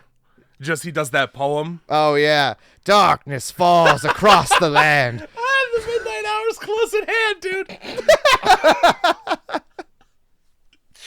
They are terrorizing your neighborhood. Yeah, and his maniacal laugh at the end of the fucking song, too. I want all of that. It's the evil of the thriller.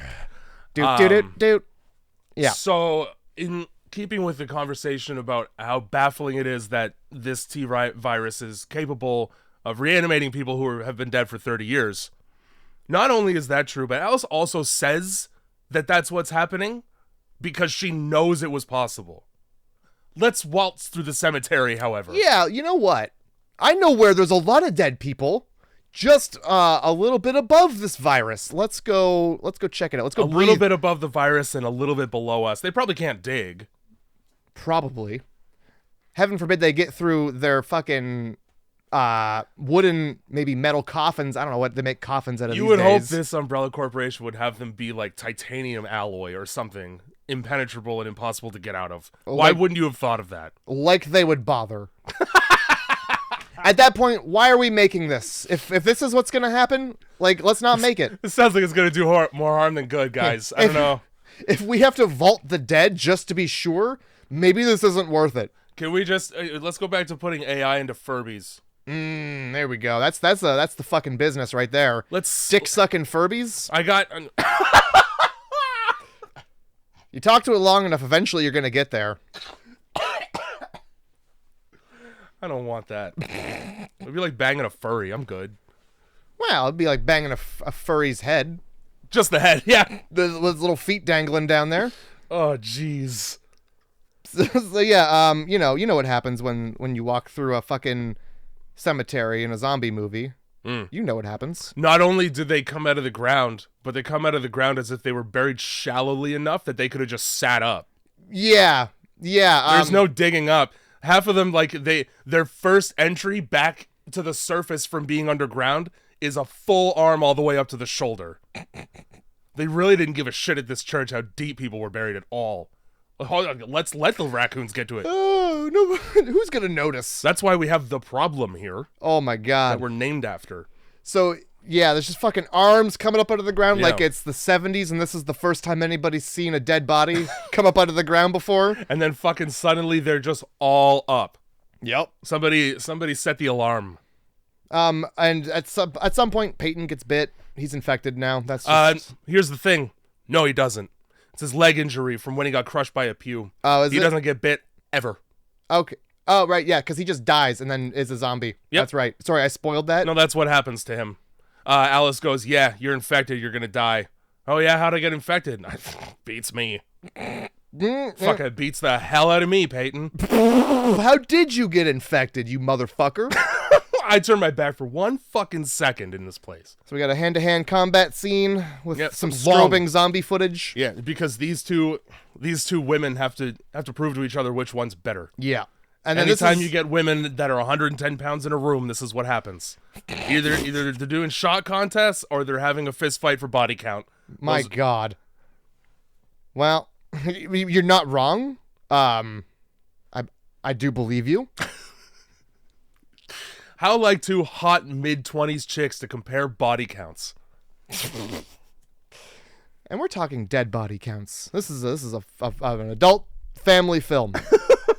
There, yeah. We all know zombies need a headshot because it's literally said in the movie. So why are we doing martial arts? And then it's like every movie says that you got to destroy the brain. It's like the thing. And if you don't, say that you don't, because there are zombie movies where the brain doesn't matter. Really? They're just worse. Okay. I didn't know that it had. I thought they were all brains. There's one, I think it's called Severed. And it doesn't make a fucking lick of difference where you hit them as long as they go down. Okay. All right. Well, so according to home base, the people back at home base, because we're back at home base now. I think there was a shot of a headstone getting busted with a head. Hang on. Okay. Oh, shit. During this martial arts scene, I totally forgot about this until I read it. All of these zombies make the same sound when they get hit that the Minecraft zombies do. Ugh. It's the exact same fucking... It's not literally the same sound, but it's oof. For sure it's oof. Oh, my God. Oof. Put those two sounds side by side and tell me the designer isn't the same for both. Oh, my God. Holy shit. So we're activating the Nemesis program, Jay. Right. Oh, shit. Here it is. And here's hoping you remember the one time the word Nemesis was used in the first movie. Otherwise, you're not going to get a description of what this is at all until the realization much later. Yeah, they do a really good job of explaining everything twice. Yeah. Except this. This part, yeah. Yeah, this, if you don't... You better have been fucking listening real good. Yeah, you better have listened to the podcast before this where we said something about it, because that's the only reason I know. Yep.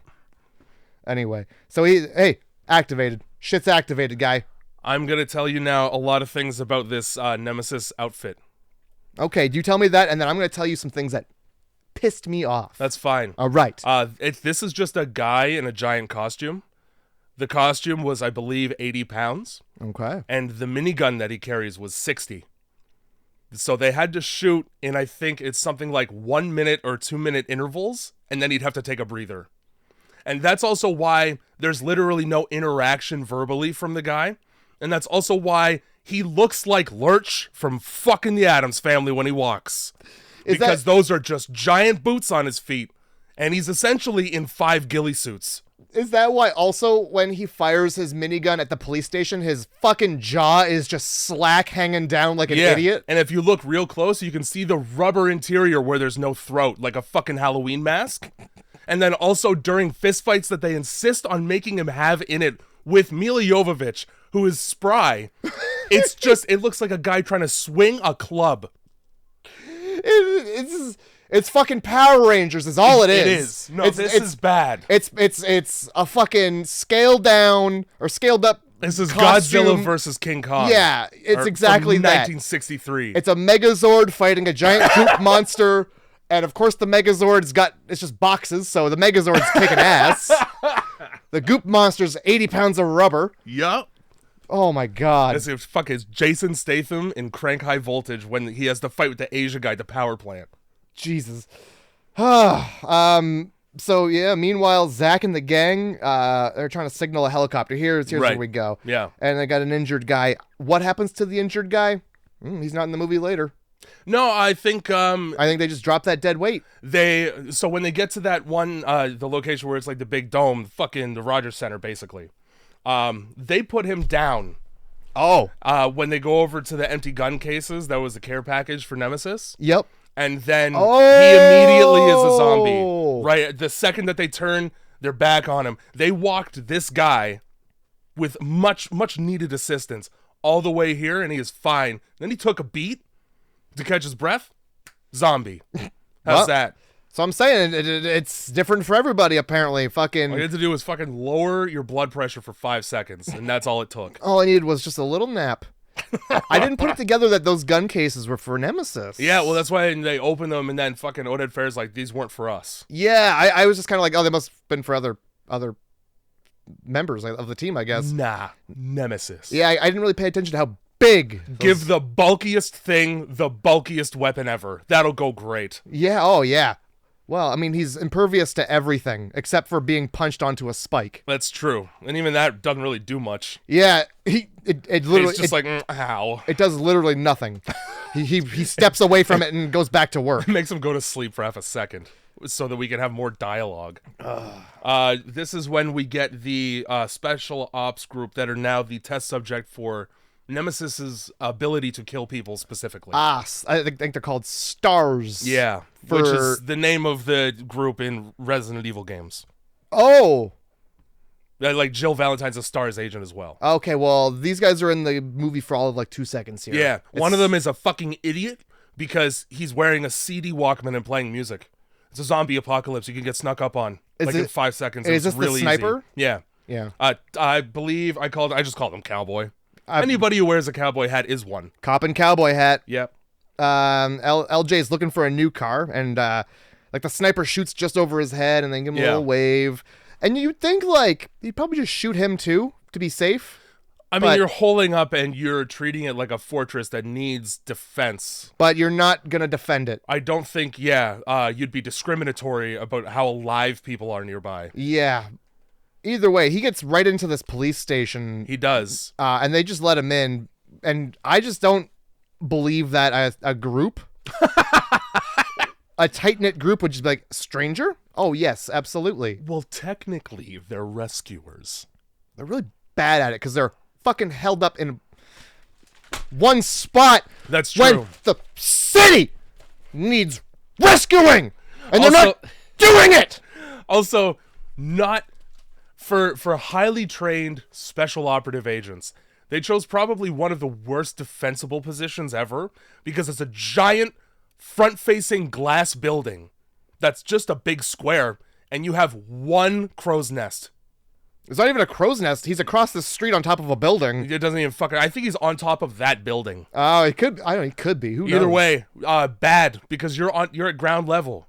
Okay, there's no height advantage. No. There's nowhere to even hide. Because it's glass. Nemesis shows up and goes, what are those, STARS agents? Fuck that. Oh, well, yeah. Let me just fix that problem immediately with a rocket launcher. Now, that cowboy, when he's taking pot shots at Nemesis, you mean to tell me he didn't notice the giant fucking rocket launcher slung across his back? Like a homeless guy's bindle? It's the most prominent thing on the man. But nah, he pulls it up, and the cowboy, there's a moment where he's like, oh shit. I didn't think he was actually going to do this. Eat a dick. You just wanted that in your movie. For sure he did. You can give me a fucking break. So many, like, shots in service of themselves. That's it. Like, they don't make sense based on what's happening. We gotta have them, though. Because it's gonna make a 17-year-old chuckle in the theater. Oh, yeah. He said shit. I think this is where, all the cops are dead, and then LJ drops his gun, and, threats. Oh, no, there's no more threats. Yeah. So Nemesis is done nemesising. Yeah. Well, he's a man on a mission, and the mission's complete. All right. Oh, I forgot to yell at you for a second. Oh, okay. So this fucking movie. Yeah. All right, Jay, listen to me. Listen to me when I say this. What's the point of this? What's the point of any of this? Well, we got to get that doctor's daughter. Oh no, she's stuck in the city. I get that. Mm-hmm. I get that. Why do we have Nemesis? Why do we have Alice? Why? Why are they? Why? Just, you're going to have them, you made them, and now you're going to have them fight in the middle of a zombie thing. Why? I believe. To what effect? I believe the lore. Oh, there's lore. Oh, Yeah. good. So open your tomes to page 12, everybody. Jay's about to fucking sing us an ancient hymn of why this is... Why? Fucking... Hey, I made both of you, and you can't work together. There's just no way. We can have only one, guys. There can only be one. So fight! Open your tomes. Jesus Christ. Here we go, all right? Sure. And this sucks. It does. Already, I'm going to just warn you of that. Okay. The T-virus was created with the purpose of creating superhumans, not zombies. Well, the T-virus was created to get this little girl to walk. Yeah, right? Yeah. So, and then procedurally, we find out that, augmenting DNA in order to make somebody heal, as it turns out, also gives them superhuman powers. But, depending, it also turns them into a shambling corpse. So they're testing to see whether or not it's better. Whether or not it's better to just keep going with this because we can create super soldiers, or are they really bad at obeying commands? And as it turns out, a thing that turns people into zombies that eat flesh is also really bad at getting people to obey commands. I see.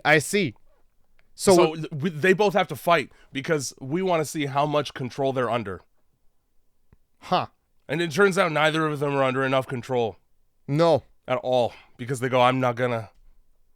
Yeah. I mean, they try for a second at gunpoint and then just, we're good. So then why are they... Why? The whole time, why? From like the start where I saw to like the end part, why? Well, here's the problem, right?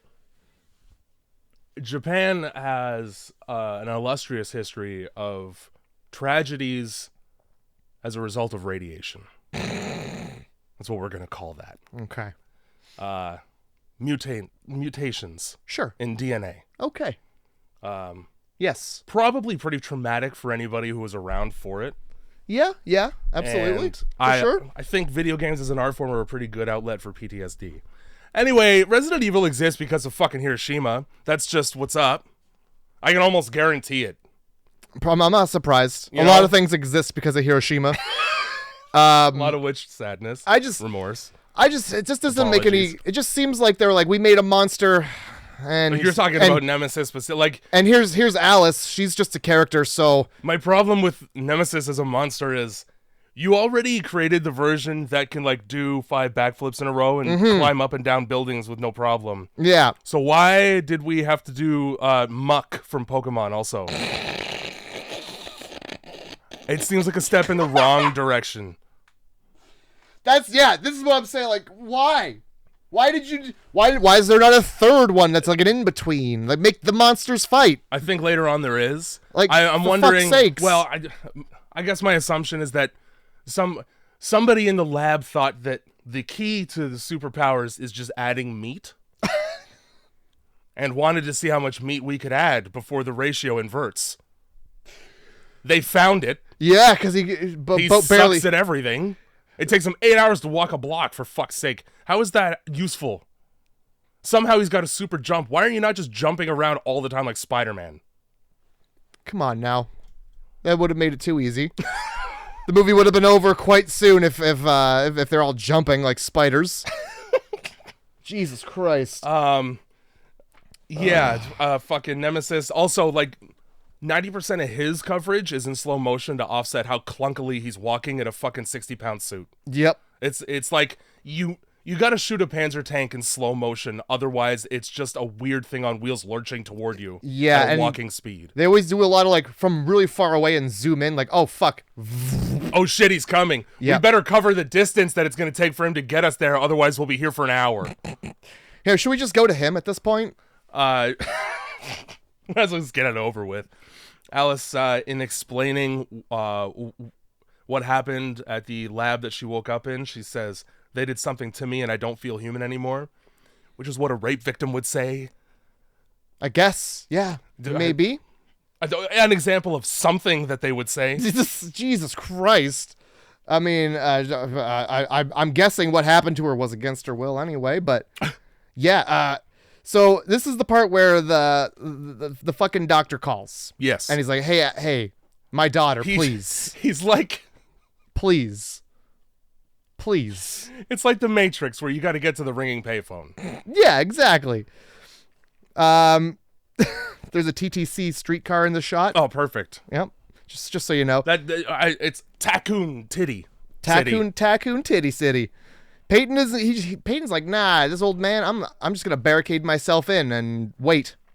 That's not a great plan, but he refuses to believe that the billionaire bioweapons corporation is capable of creating nightmares like this. So he's going to stick with, instead of the guy who knew exactly what payphone to call because you were closest to it. And sounds like he invented the company because British. Oh, yeah. I mean, the accent, it's very trustworthy. It is. I'll take my chances with the horrible monsters on the ground here. Oh, will ya? Because guess what? You're about to be one, motherfucker. At noon, they're going to drop a nuke on this, so there's not going to be much to barricade yourself with. And then Payton goes, they wouldn't do that. I'm sorry, man. Have you been underground in years? Have you been anywhere with the Umbrella Corporation logo on it in ever? Wait till you see the Meat Man. It's like their favorite thing to do. Yeah. You're a STARS employee. I'm pretty sure when you join the CIA, you get waterboarded so that you know what it feels like. You think that when you become a STARS agent, they don't bring you down into the Hive and go, look at that fucking shit. This is what you're going to be fighting. Isn't that crazy? You better hope it doesn't get out. Yeah. Oh, Christ. Otherwise, we're going to nuke the city. And Let's Jill. Also, just in keeping with my fucking Nagasaki metaphor earlier, we're just going to drop a bomb on it all. Oh, yeah. And you know what? Jill, as soon as she hears a bomb's coming, nuke expert. Yeah, what's the yield on that nuke, is what she asks. Is it just not good enough that it's a nuke, Jill? You think a little nuke is going to be okay? No, man. What's it matter? It's a nuke, you cunt! Yeah, two of them were named Fat Man and Little Boy. They both sucked. They both sucked to be underneath. Fucking yield. 5 kilotons. Oh, fuck me. Shit. You know, if it was 4.5, maybe we could have hidden in a basement. 2 kilotons? I'll get my umbrella, you stupid bastard. Yeah, you my old umbrella bitch. corporation. You old fucking bitch. So yeah, they're gonna drop a nuke on it, and they're just gonna say that the power plant malfunctioned, and that's the cover up, as if they haven't been letting people out already, and as if those people aren't gonna be like, nah, it was zombies. They sure did let a bunch of people through those gates. And the people who just decided to go under the bridge like intelligent beings? Let's also talk about how there's no way that you could keep that under wraps given how many STARS employees you have. Not to mention the scientists. You're telling me there's not one whistleblower? Edward Snowden was at the NSA for like 3 months, and he's like, fuck this. Everybody's got to know about this and my abilities to solve a Rubik's Cube. Yeah, no. Just fucking... You can't. There's at least one ethical person in Raccoon City. All right? And you're all employed by Umbrella. NDAs, they don't make NDAs for this. All right? No, there's not one that's... There's no hush contract that's like, if zombies infect the whole city, don't tell anybody. Shut the fuck up. We didn't do this. I didn't do shit.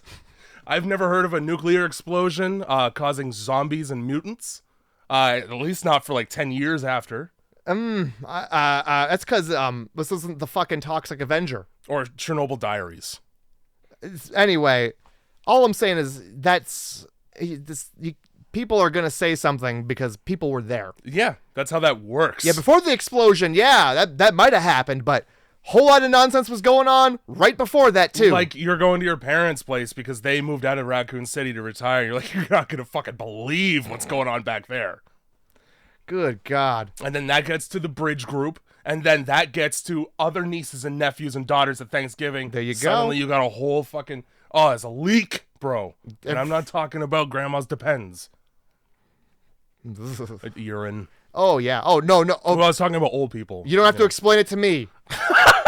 Why not? We've all been... you need to tell me? We've all been down that aisle before. We've all read the box. We know what they're for. Now I know why you wear sweatpants all the time. So Alice spots something. And what might that be? Something. Something's down there is what she says. And Payton's like, bullshit. I don't see it. And she's like, well, that doesn't change the fact that there's something down there. Your eyes aren't God. Yeah, you didn't go through all this medical research that I went through to get these good eyes. It's your fucking prescription, Payton. 2200. Put the glasses on and look again. Well, he learns. Yeah, he does. Real good and easily too. Oh yeah. So Alice is the target of Nemesis. This is the whole scene. They're like, yeah, that's the target. That's the primary target right there. Shoot the black guy first, though. Good. We got him. Now get her. Is exactly what the fuck happens. Yeah, it is. Mila Jovovich during this fight jumps over a chain link fence, and you can see her arm get stuck in the prop wire that lifted her in the first place. Oh, that sounds painful. It probably was. Yeah, so they run. Mila goes, "Let me handle this. Get the fuck out of here." She finds her way into some kind of fucking building. She goes down a garbage chute. Yeah, so this is... Okay, so they're at a police station, and she's jumping like Frogger across a 2-lane highway here. Yeah. And she enters the police building, and so does Nemesis. He's right behind her, even though he walks like shit, but he's got height. Anytime he's like you're fucking Yao Ming or Shaq. Anytime you're not looking at him, that's when he moves. That's when he moves real quick. It's this trick. Fuck. So yeah, you take your eyes off of him. He goes from being not even in the parking lot yet to through the wall. It's like pretending not to speak English in a cab so you don't have to talk to the driver. Okay. In the sense that I'm just gonna hide the fact that I'm good at this until you're not looking anymore. Okay. I was like, why wouldn't you say why would? But yeah, so fucking Nemesis is shooting down the hall at her, and she's like, "Oh, garbage disposal. I got this. Peace. Let me just blow the wall open and then slide through it like this is a video game. Mm-hmm. Wow. Because this is a fucking video game." Yeah. And then Nemesis fires a rocket down it, and she's saved from the explosion by a plastic garbage bin. The picture, the 2-wheel garbage bin you see people collecting trash in. Yep. If you live in an apartment building, they're in your garbage room. Mm-hmm. Same one. She just gets it in and tips it over, and that's enough to stop a missile explosion. A fucking bazooka. Yeah. God damn it. You know, there's just been a video that's quite popular now of an RPG blowing up in a guy's face. He lived. Ironically, he was testing blowback on a dummy head. Turns out he didn't need the dummy head. No. Jesus Christ. I will, however, say, though, very much worse for wear. Like, he's living, but it's not a quality life, is what you're saying? I mean, yet. I didn't really get to see the facial aftermath, but I'll tell you, he wasn't awake when he hit the ground. I'm picturing a Daffy Duck face around the back situation. They should have done that for Mila Jovovich's face in this movie. Fuck. So she You're despicable. We've talked about this fucking slide. Just yells that up the garbage chute at him. In this scene, she shoots up backwards and hits them in the leg. It does nothing. Yeah, I figured, hits him in the heel. That's his Achilles heel. There's gonna be something there. There was fucking nothing there. Nah. As evidenced by the high caliber sniper fire that he just took like a man. That's fair. Earlier. As she she goes through the hole, and as she's in a garbage chute, she catches her finger on something. Yes, she does. Ugh. No, it's gross. Oh, it's bad. Right away, in fucking capital letters, I wrote finger and then just 3 A's. Finger. Yep. Okay. Because gross. Finger. I don't even really remember what happens. All I know is that, like... Well, she fixes it. Yeah. And it's loud. Yeah, that's right. So, yeah. I've seen videos of skateboarders doing that. All you see is just like like she's sliding and you hear her go, ah! Yeah. And then, Nemesis looks down the chute, jams his rocket launcher down there and fires it. Mm-hmm. She's fine. Oh, and then, this is what I'm saying. The fucking Frenchman who's controlling him doesn't bother to check.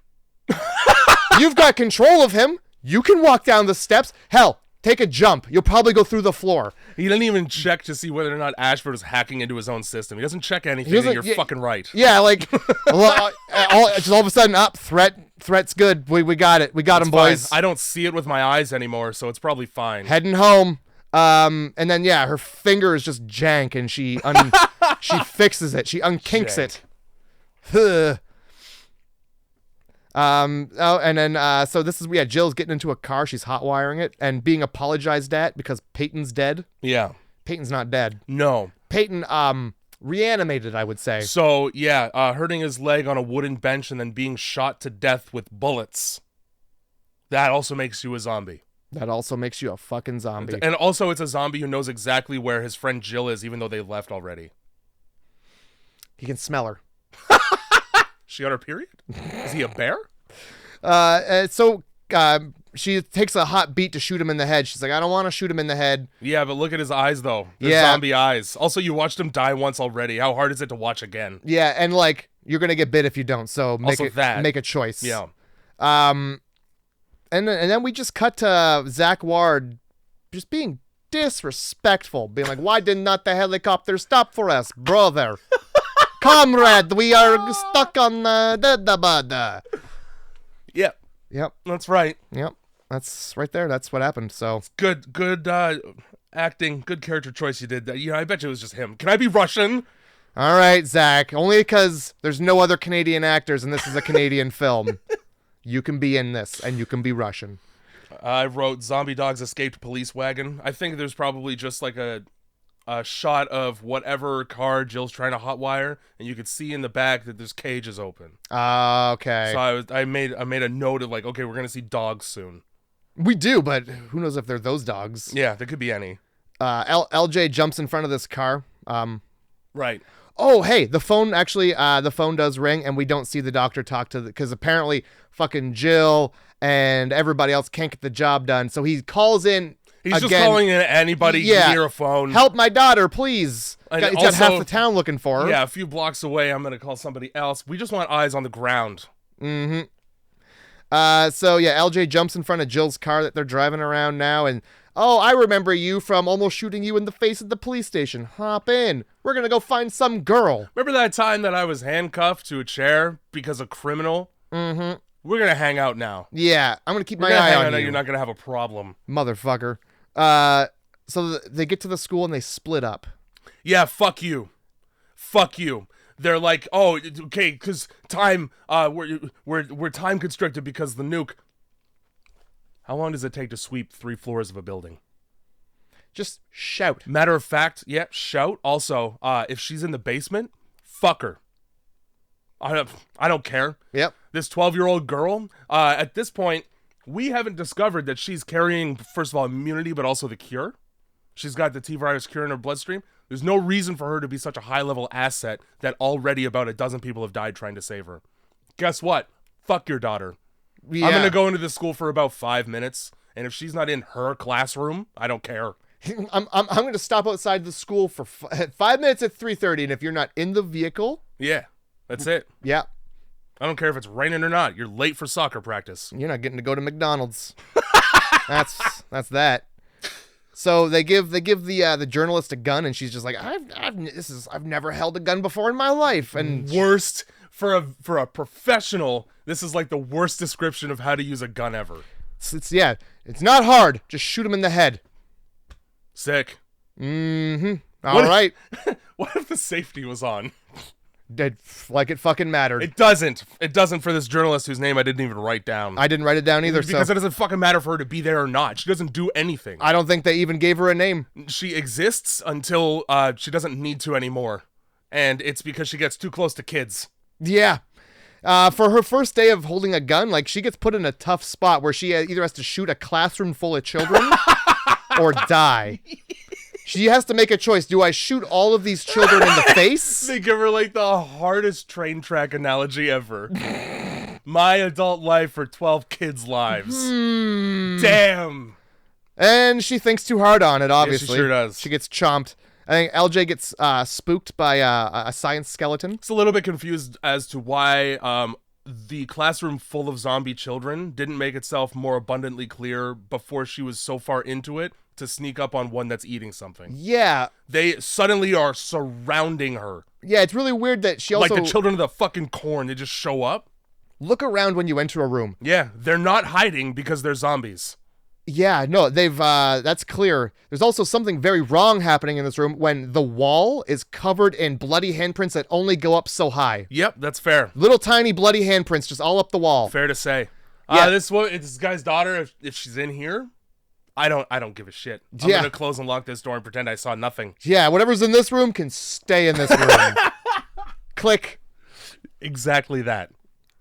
So, there's like this girl, and she's like, "Hey, hello, are you the girl?" And she's not, because she's a zombie. She hasn't responded to anything that you've said up to this point. Also, not only do these kids appear out of fucking nowhere, but while they're walking toward her, they're very clearly shambling and knocking things over. So how did they even get that close in the first place? Nobody dropped a pencil? Movie. Ugh. Movie. So she dies. She dies on camera. Yeah. They get her. The snot nose, and they're snot nose. They are. They have it green might be snot. bloody snot, but there's plenty of it. The first zombie in the pack is just boogers.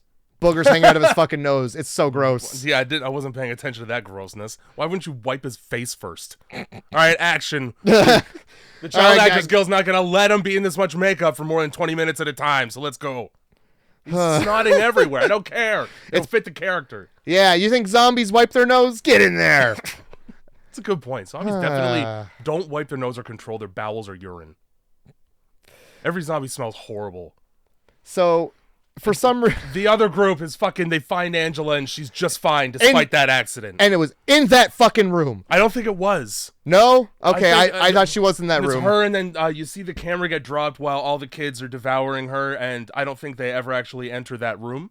It's just the journalist who's in there. Okay. And then it's a different room that Angela's in. Okay, it better have been, because I was like, well... They're on different floors. All right, yeah. That was the point of splitting up. That's right. They just pick her camera up off the floor. Yeah.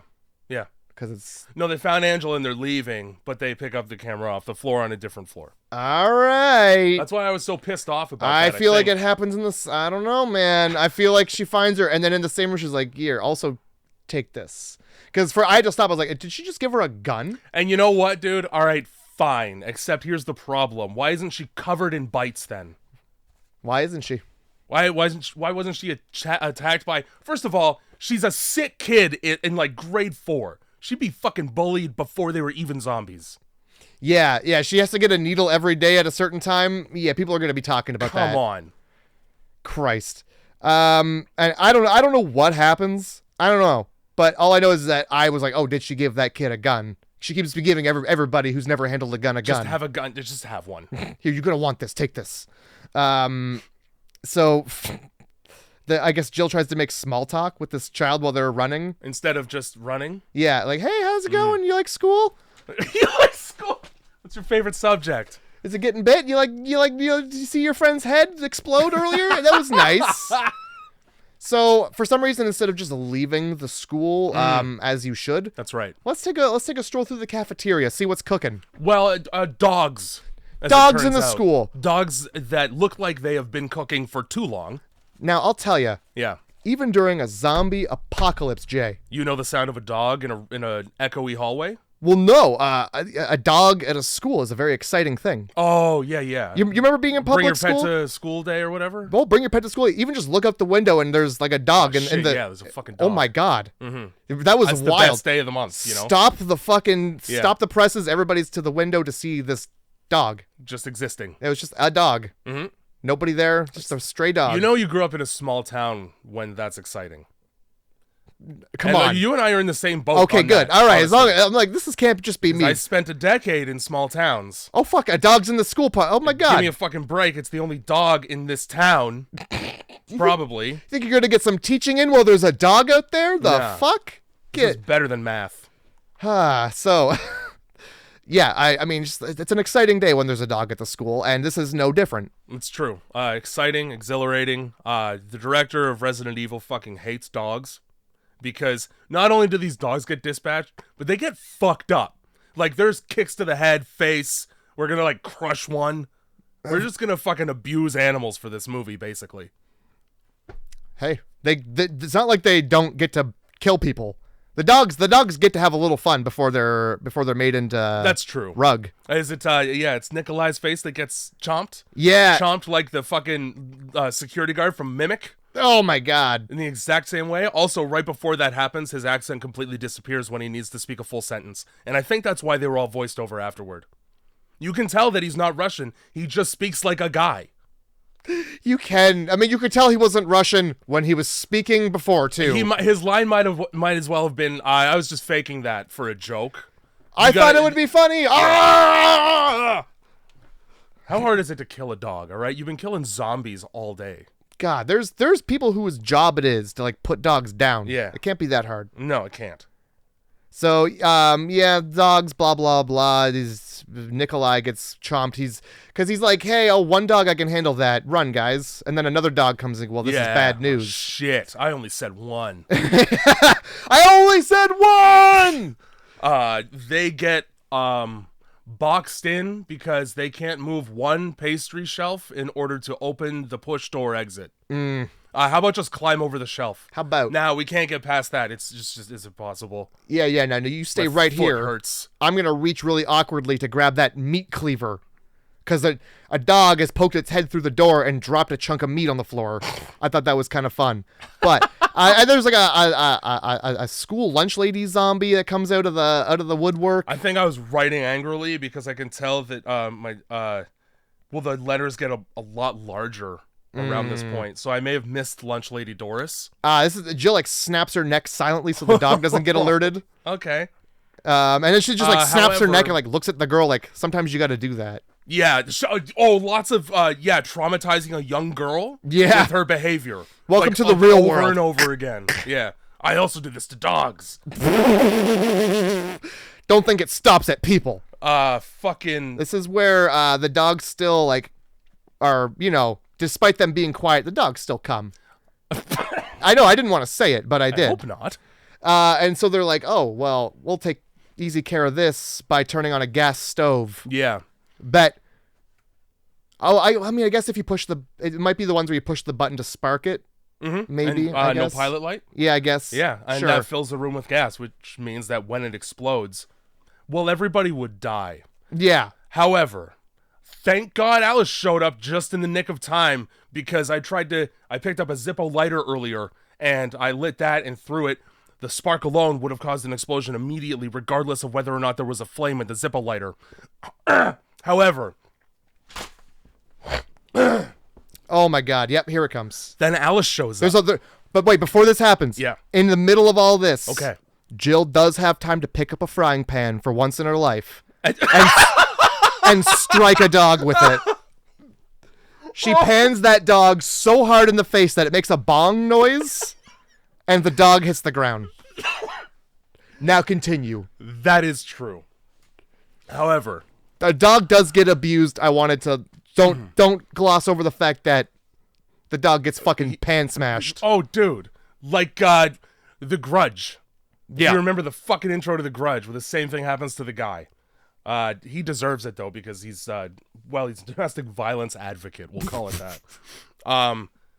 So now we're leaving the kitchen through the two swing saloon doors that every lunch kitchen has. Every cafeteria kitchen on Earth. That wouldn't hold a gas in a room if you begged them nicely. They don't close securely. No, there's airflow for sure. They're constantly in motion. Now we got to make sure to set fire to the gas in that room because more dogs are coming. So I flick the lighter. It goes out. Oh shit, we're fucked. My God. Nah, don't worry about it. Here comes Alice with a cigarette. You know, the thing that doesn't ignite gas fumes? You know, the thing that doesn't do that because it's not a spark, it's an ember. That's not how gas works. Oh my God. And also, when has she ever smoked a fucking cigarette in all of these movies? Not once, but you're in the cafeteria, or at least you were in it. I assume lunch ladies all smoke. But that's a Simpsons, that's just it burned into my head. Now, I flicked that cigarette and ignited an explosion through the broken window that the dog just broke. Naturally, I have enough time to get a thermal blanket from a glass case, put it around me, turn around, put it around Angela, and crouch down before the explosion gets to me. You know that thing that happens so fast that firefighters die routinely? Yeah. It's all good, though.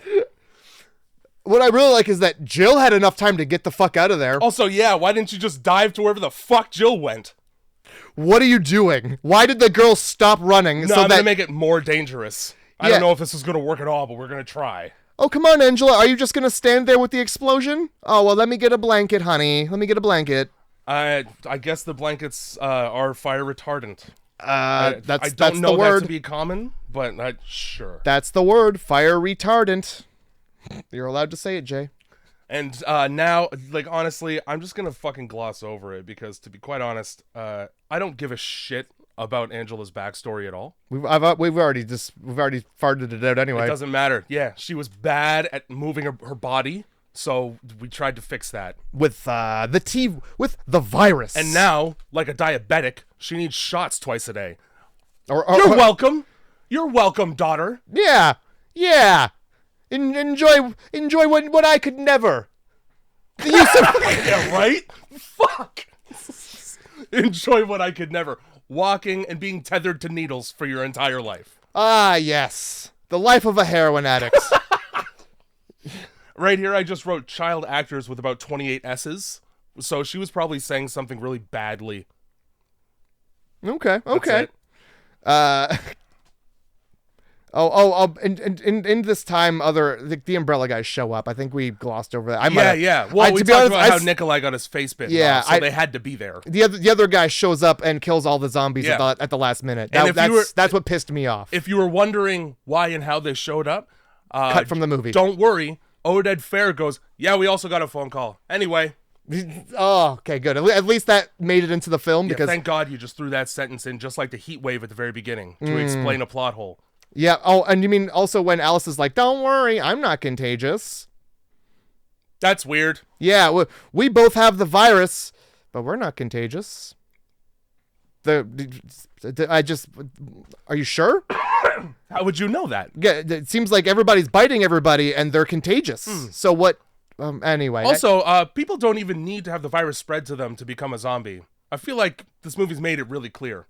Yeah. So it doesn't matter that we're contagious or not, actually.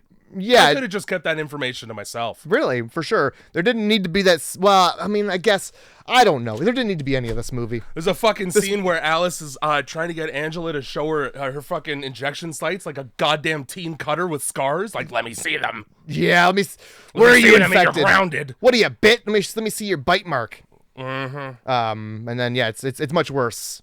No, she has to have weird needles science needles from the future. So she's being injected with the antidote constantly. So she's just got a backpack with the antidote in it instead of a lunchbox. So she's starving to death at school. However, not only is it just a needle, no, it's one in the center of a hexagon of 6 other needles. Like, that sucks. You take the vaccine twice and it looks like you're a career junkie. Yeah, that's shit. That's like 12 needle holes right there. And you're fucking, I better just get on methadone right now because I'm getting too used to this. Get on antidotadol. I don't know. Me mix it with orange juice the same way. Antidotadol, dude. All right. Then, actually did sound like a legitimate fucking drug. So good job. Hey, no worries. I moonlight for pharmaceutical companies coming up with fun names. Antidotadol. It's makes you hard. What's this? Antidote to impotence. What's this? A pill that makes you soft? Antidotadol as well. You gotta take one, then you gotta take the other. Oh, shit. So yeah, where the doctor calls and he's like, "Hey guys, you got my daughter. Good job. Now get to the helicopter."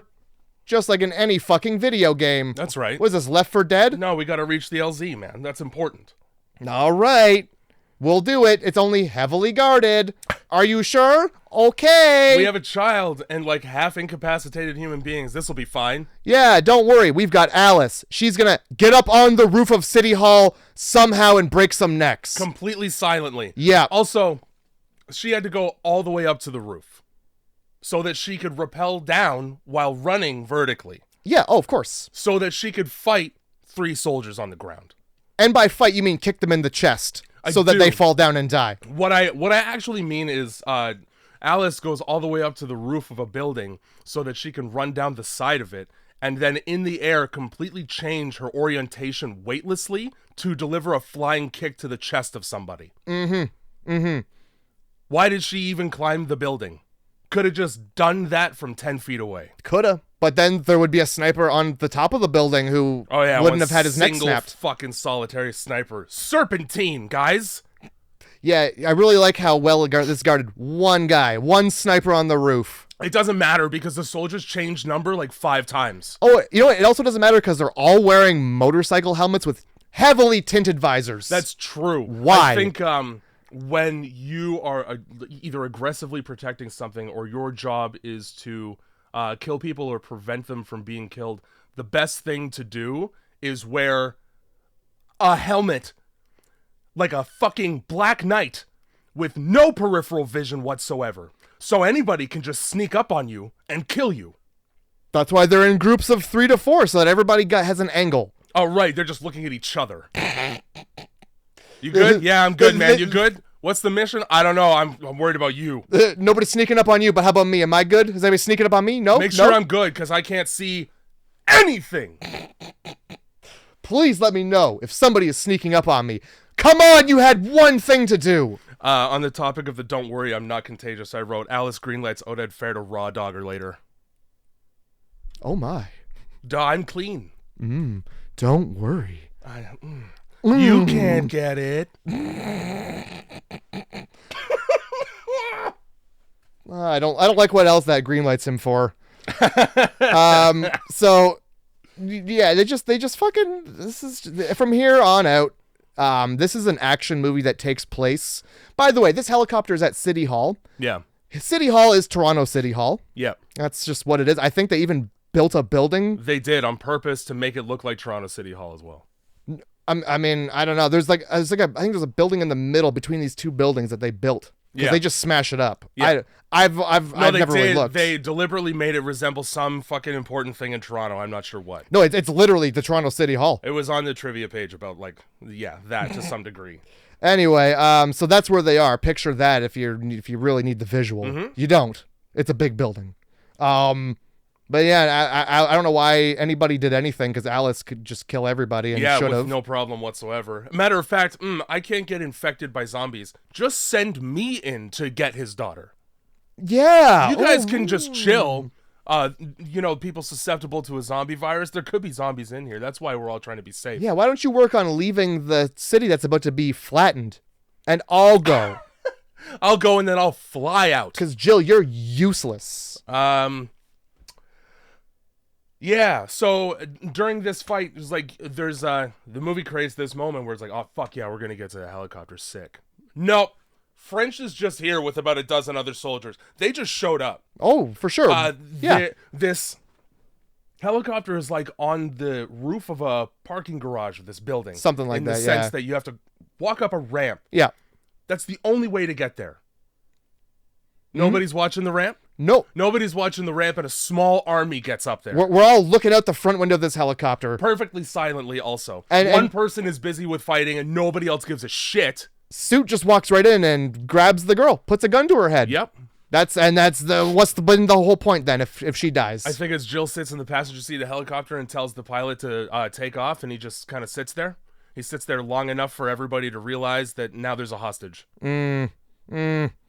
Well, here we are. Cool. Also, Nemesis is coming. Yeah, he'll be here. He'll be here soon. And you're gonna hear it. Yeah, the thuds. You're gonna be hearing that for about 20 minutes. Can't sneak up on a fucking thing. This guy. So yeah, and then Also, Ashford's just here. Turns out Doctor's just here. Oh yeah, he is. How long's he been here? When did he get here? How did you get him here? Well, you rolled him. I fucking would have heard that chair. There had to be wheelchair access, Jay. Thank God we landed the helicopter up a ramp.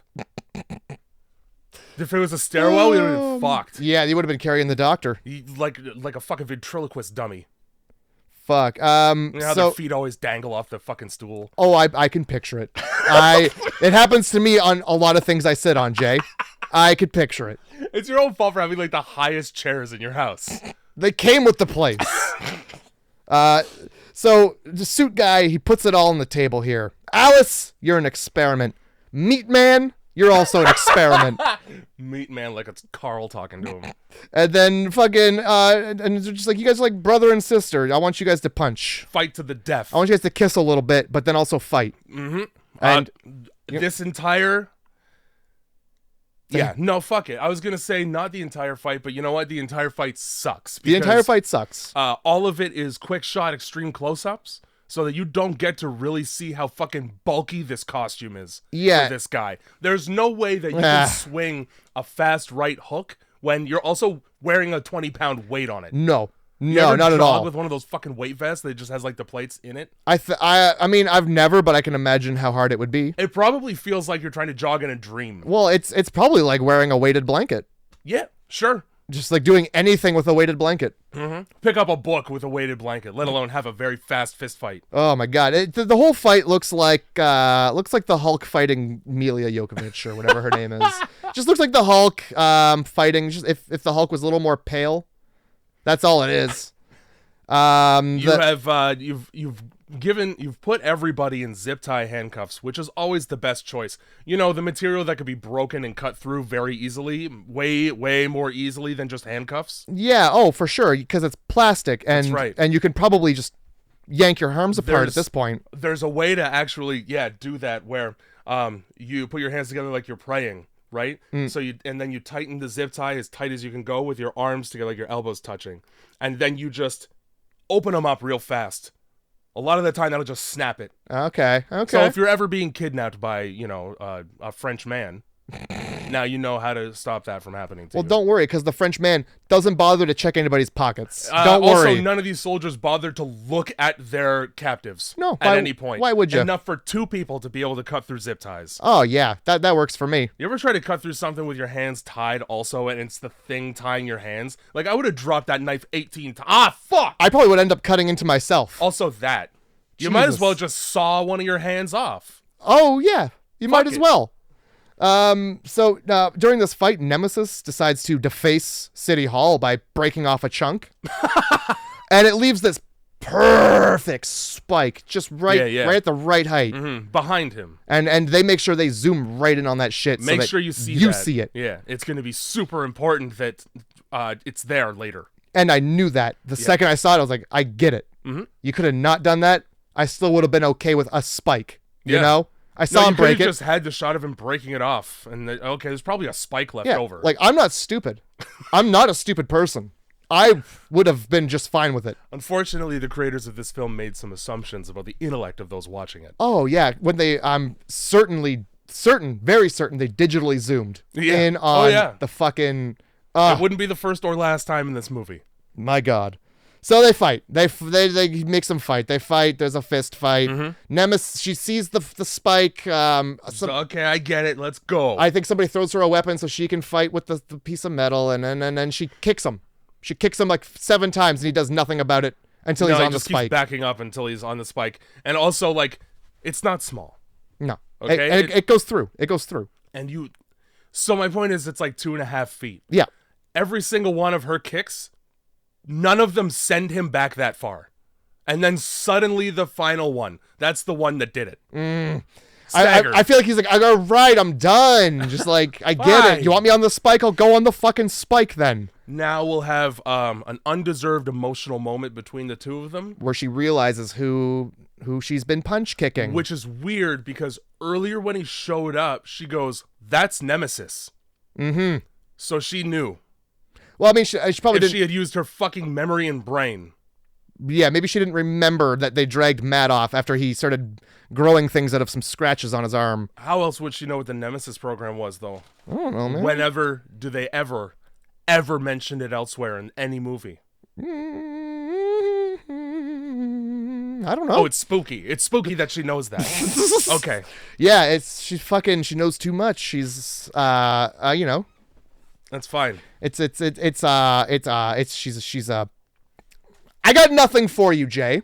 I have nothing. Now, once this fight gets, I guess you can call it solved. Sure. At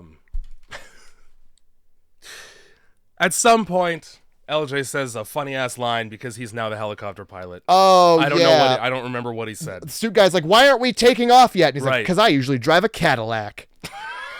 He Not turns the around. time, man. No, but that's fine. And then suddenly zombies. Suddenly there are zombies everywhere.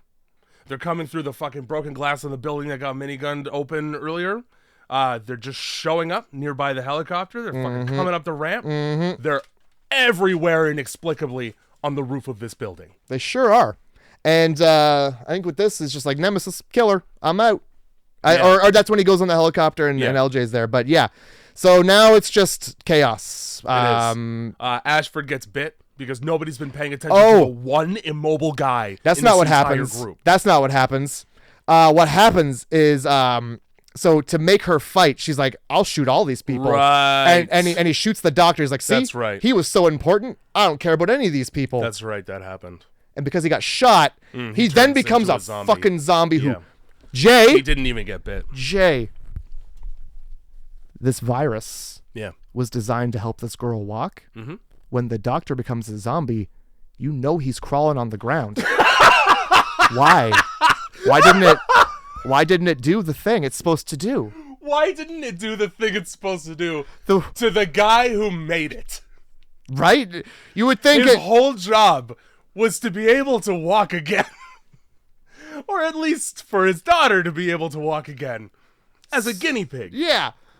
So he failed. Obviously. He failed himself in the hardest way. But, I mean...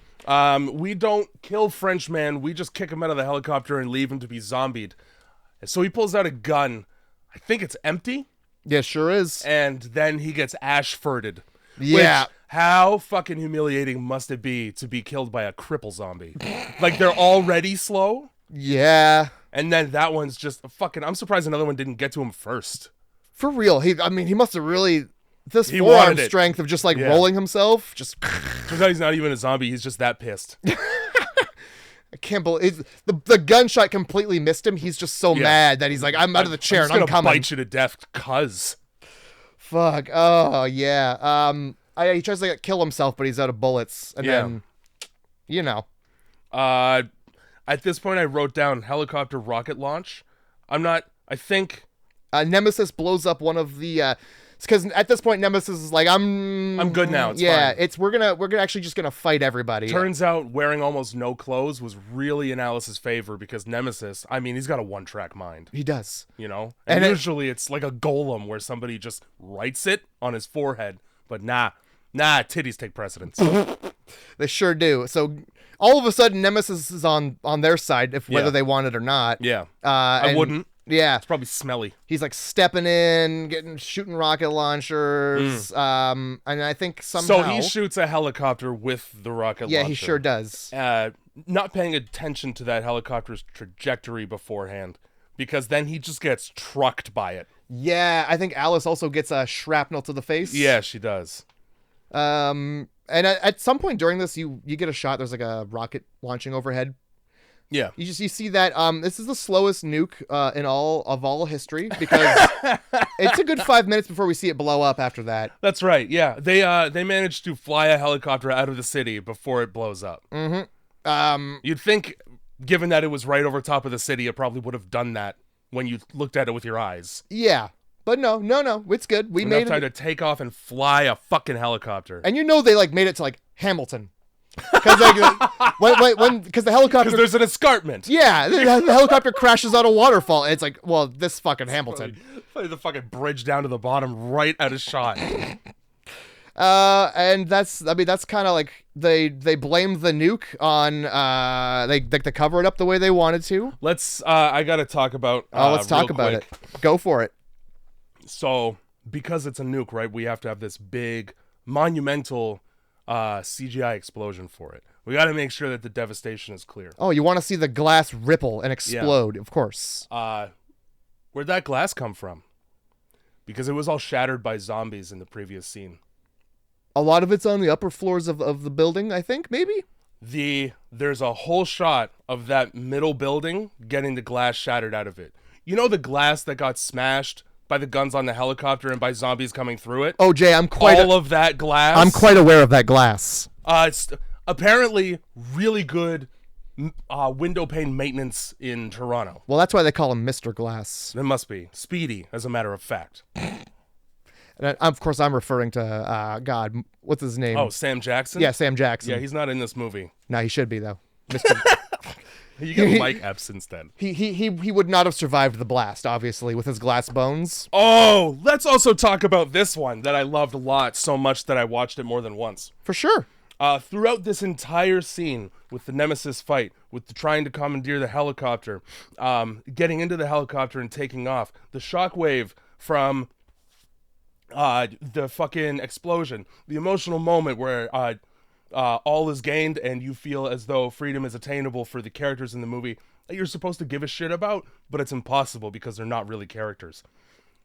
Alice has a fucking head wound that keeps changing in severity the entire time. Like her face will be completely clean, and then she's got a huge fucking streak of blood going down one side. That changes in growth randomly. That's not good. Time. Sometimes it's on the shirt. Sometimes it's a clean shirt.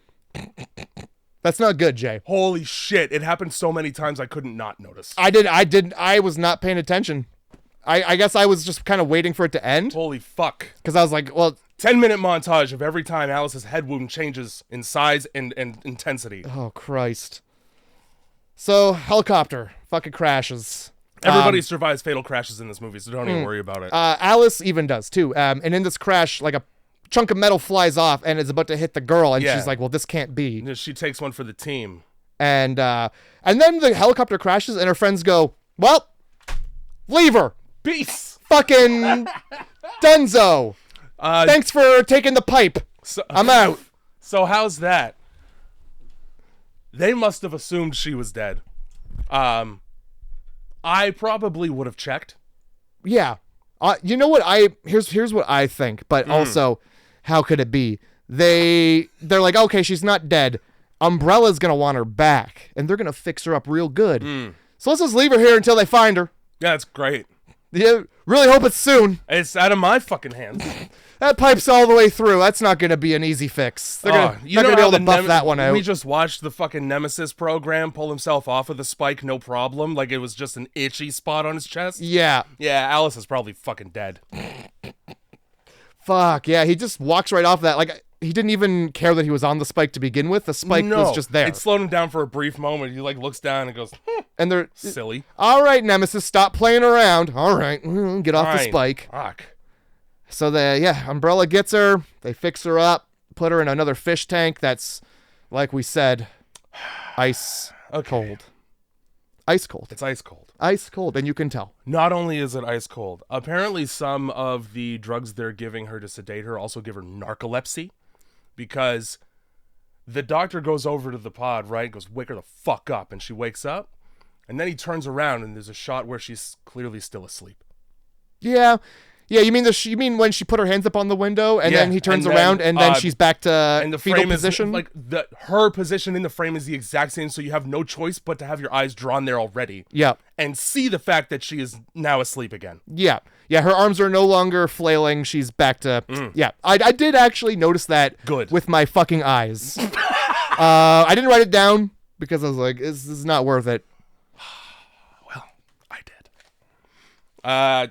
They get her out of the fucking pod, and she channels her inner, what's her fucking name, Lilu from The Fifth Element. Yeah, in the corner. It's the exact same acting as the fucking chick in The Fifth Element. I honestly was like, that's the first thing that came to my fucking mind, too. Yep. I'm getting mad. I'm just throwing the word fucking here now.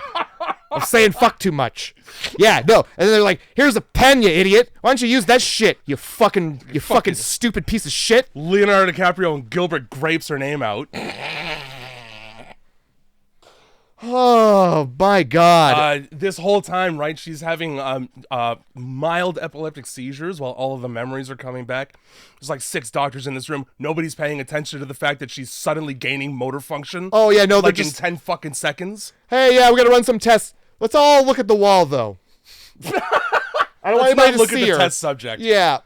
Hey, everybody, jot this down in your notes. We're gonna run this test and this test. So, my name is Alice. And that's how you know that it's fucking go time. Oh, yeah. When she stops herself from stabbing a guy in the eyeball with a ballpoint pen. I kind of wish she had just done it. Me too. Although it was a really cool part in the movie. It was. An elbow is a little bit less effective than getting stabbed in the eye, though, I would say. Yeah. Yeah, she really went from stabbing him in the eye to, like, basically flicking his nose. So she fucking gets out, and then that's when...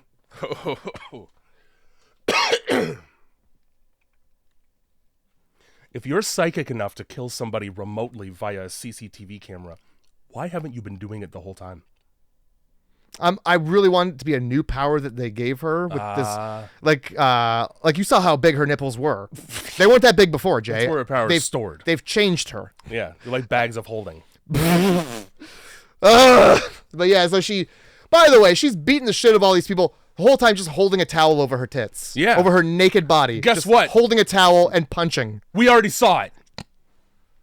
It's nothing I haven't seen before, Alice. You've been in the fish tank for a month. And like, there must have been some fucking behind the scene direction. Like, okay, shake more in the pod with your tits out. Because, I mean, you could have done it tastefully, or you could have done it like a burlesque dance, and we got the latter. But now, suddenly, nah. When I'm punching people in the face, I don't want my tits jiggling that much. You know why? It's because she had to be in proximity to other people, so they didn't, like, they put probably, like, that skin suit on her. Yeah. You know? Yeah. Let's cover it up, though, because we're doing close-up shots for fights. Mm. Should have just left her nude. Anyway. Also, I wrote down here, yeah, so she just waltzes out of a highly classified and what should be very protected medical facility for Umbrella. Suddenly, everybody who was just the day before, probably, ostracized as per the news stories on television, but the nuclear plant. Because they still have the camera footage. So they disseminate the camera footage, and then they go, oh, yeah, fucking zombies. Nah, just kidding. Turns out it was a hoax. These two, Jill Valentine and Odette Faird, they created a hoax to try and smear the company. So now they're wanted. They're part of, like, America's fucking most wanted or some shit like that. Yeah. Their faces are all over the place. Why is it that when Alice leaves the facility, they are now employed by Umbrella Corporation? See, here's what I was thinking. It's a very Scooby-Doo ending, Jay. They're just in costumes. They snuck right on in there. Yeah, we'll take her. We're, of course, Umbrellas. And good day to you, sir. How about 20 other people around them, all in a convoy? I didn't notice I think I didn't notice that. Bunch of soldiers outside also getting into cars to escort them. Well, they were, like, aiming guns at her, though. And then those people pulled up and they're like, well, hold on now. And then they got in, I think. Maybe. I could be wrong. To be honest, I was just wanting it to be over. I've got news for you. In sequels, there's clones. Anyway. Okay. This movie ends with Alice in the back seat of a car, and everybody is asking her questions, and she's not responding at all. No. That's not weird? That's not weird to the 12-year-old child and everyone else in the car? That she won't answer any questions and just stares out the window? I guess not, because we keep driving. Roll credits. Oh, wait. Before we roll credits. Oh, there's more. Activate Alice. Oh, yeah. Computer visions. Computer vision. Right. Computer vision. Because it was actually deliberate to let her out. That's right. We did it all on purpose. You're fucking right, we did. After the fact. What did you rate it? 7. You gave it a 7. I did, because all of that shit sucks only if you're trying to watch the movie as if it's competent. Okay. If you just go, I want to watch this video game movie, like, I also like Doom. That's fine. That movie's a fucking piece of shit to dissect. Yeah. But I tell you something, I'll laugh. That's fine. Laugh my ass right off. Look, I gave it 2 ratings. Yep. As an action movie, Yeah. it's got an 8. Yep. As a horror movie, it's got a 6. It's got a 6. It's better than a lot of things, but it wasn't scary. As a horror movie, I would have given it like a 3 or 4. There's nothing scary about it. Yeah, that's what I'm saying. I like, it's better than a lot of things we've watched. Yeah, that's true. But it sucks a hot dog dick in the sun. It's terrible. Terrible film. A hot dog dick in the sun. I enjoyed seeing parts of Toronto. That was cool. I liked the 3 or 4 times the CN Towers just in the back of shots because somebody fucked up framing. Yeah. It's their job to be like, this isn't Toronto, it's Raccoon City. Here's the TTC, though. Yeah, let's not show the most recognizable building on the to me, on the face of the planet. North America. When I picture buildings in Canada, I picture this one in particular. Yeah. But it's cool. It's cool. I think it would be fair to say North America, especially in a post-2001 world. Because what else do you got? The Seattle Needle? Who gives a fuck? How about that building in San Francisco that's a pyramid? The one from no, Mummies Alive. I almost said Real Mummies, but that's a... You're combining 2 very good cartoons. Oh, fucking right I am. Anyway. That's fucking Resident Evil, though. That's Resident Evil. So what on earth you got for me here? All right. Because I was so mad. Yeah. Wait, did you want to piss me off? No. I didn't have a lot. There was not a lot to work with that wasn't just zombies. Yeah. I didn't want zombies. Yep, that's fine. We did 2 in a row. So, we have Saving a city by destroying the city. Okay. Godzilla. Town of Horrors. Town of Horrors. And an outbreak. And an outbreak, I mean. I think the word outbreak was in mine from last time. How about... You know, for having almost nothing to work with, you've stumped me here. Thank God. I'm going to go Town of Horrors. Okay. Fine. We're watching Silent Hill. Let's watch Resident Evil and just watch fucking Silent Hill right after. Well, the last Resident Evil movie we watched, I threw Silent Hill in the end. What else do you want from me? I didn't call it a video game this time. I actually wrote a Town of Horrors you can play through, but that would just give it away. It would. That's right. Either that or it's Goosebumps Welcome to Horrorland. That would have been great. I'd have been fine with that. There is something scary about being locked in a coffin and pushed over a waterfall. Yeah, that's probably my worst nightmare. You mean one. Just the fact of that happening to you? That's horrifying. No. I'm good. Now, I really wish, Jay, that you had picked saving a city by destroying a city. Yeah, why is that? Because you were correct. It was Godzilla. But it's Godzilla 2000. No. Oh, it's not. Shin Godzilla. Oh shit. The one where he starts as like a lizard thing. I haven't seen it. It's like a. You get to see him evolve from because he's big. The whole thing's big, but he goes from like a big fetus thing to like Godzilla, and then he has like a final form, and is it scary though? See, here's a horror movie. It is. With the horrors of nuclear testing. So there's actually a part in the movie they had to cut it out.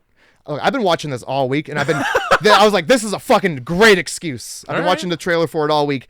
There's a part where they're examining the damage, and they're like all of like the guts that have spilled out of Godzilla after shooting him.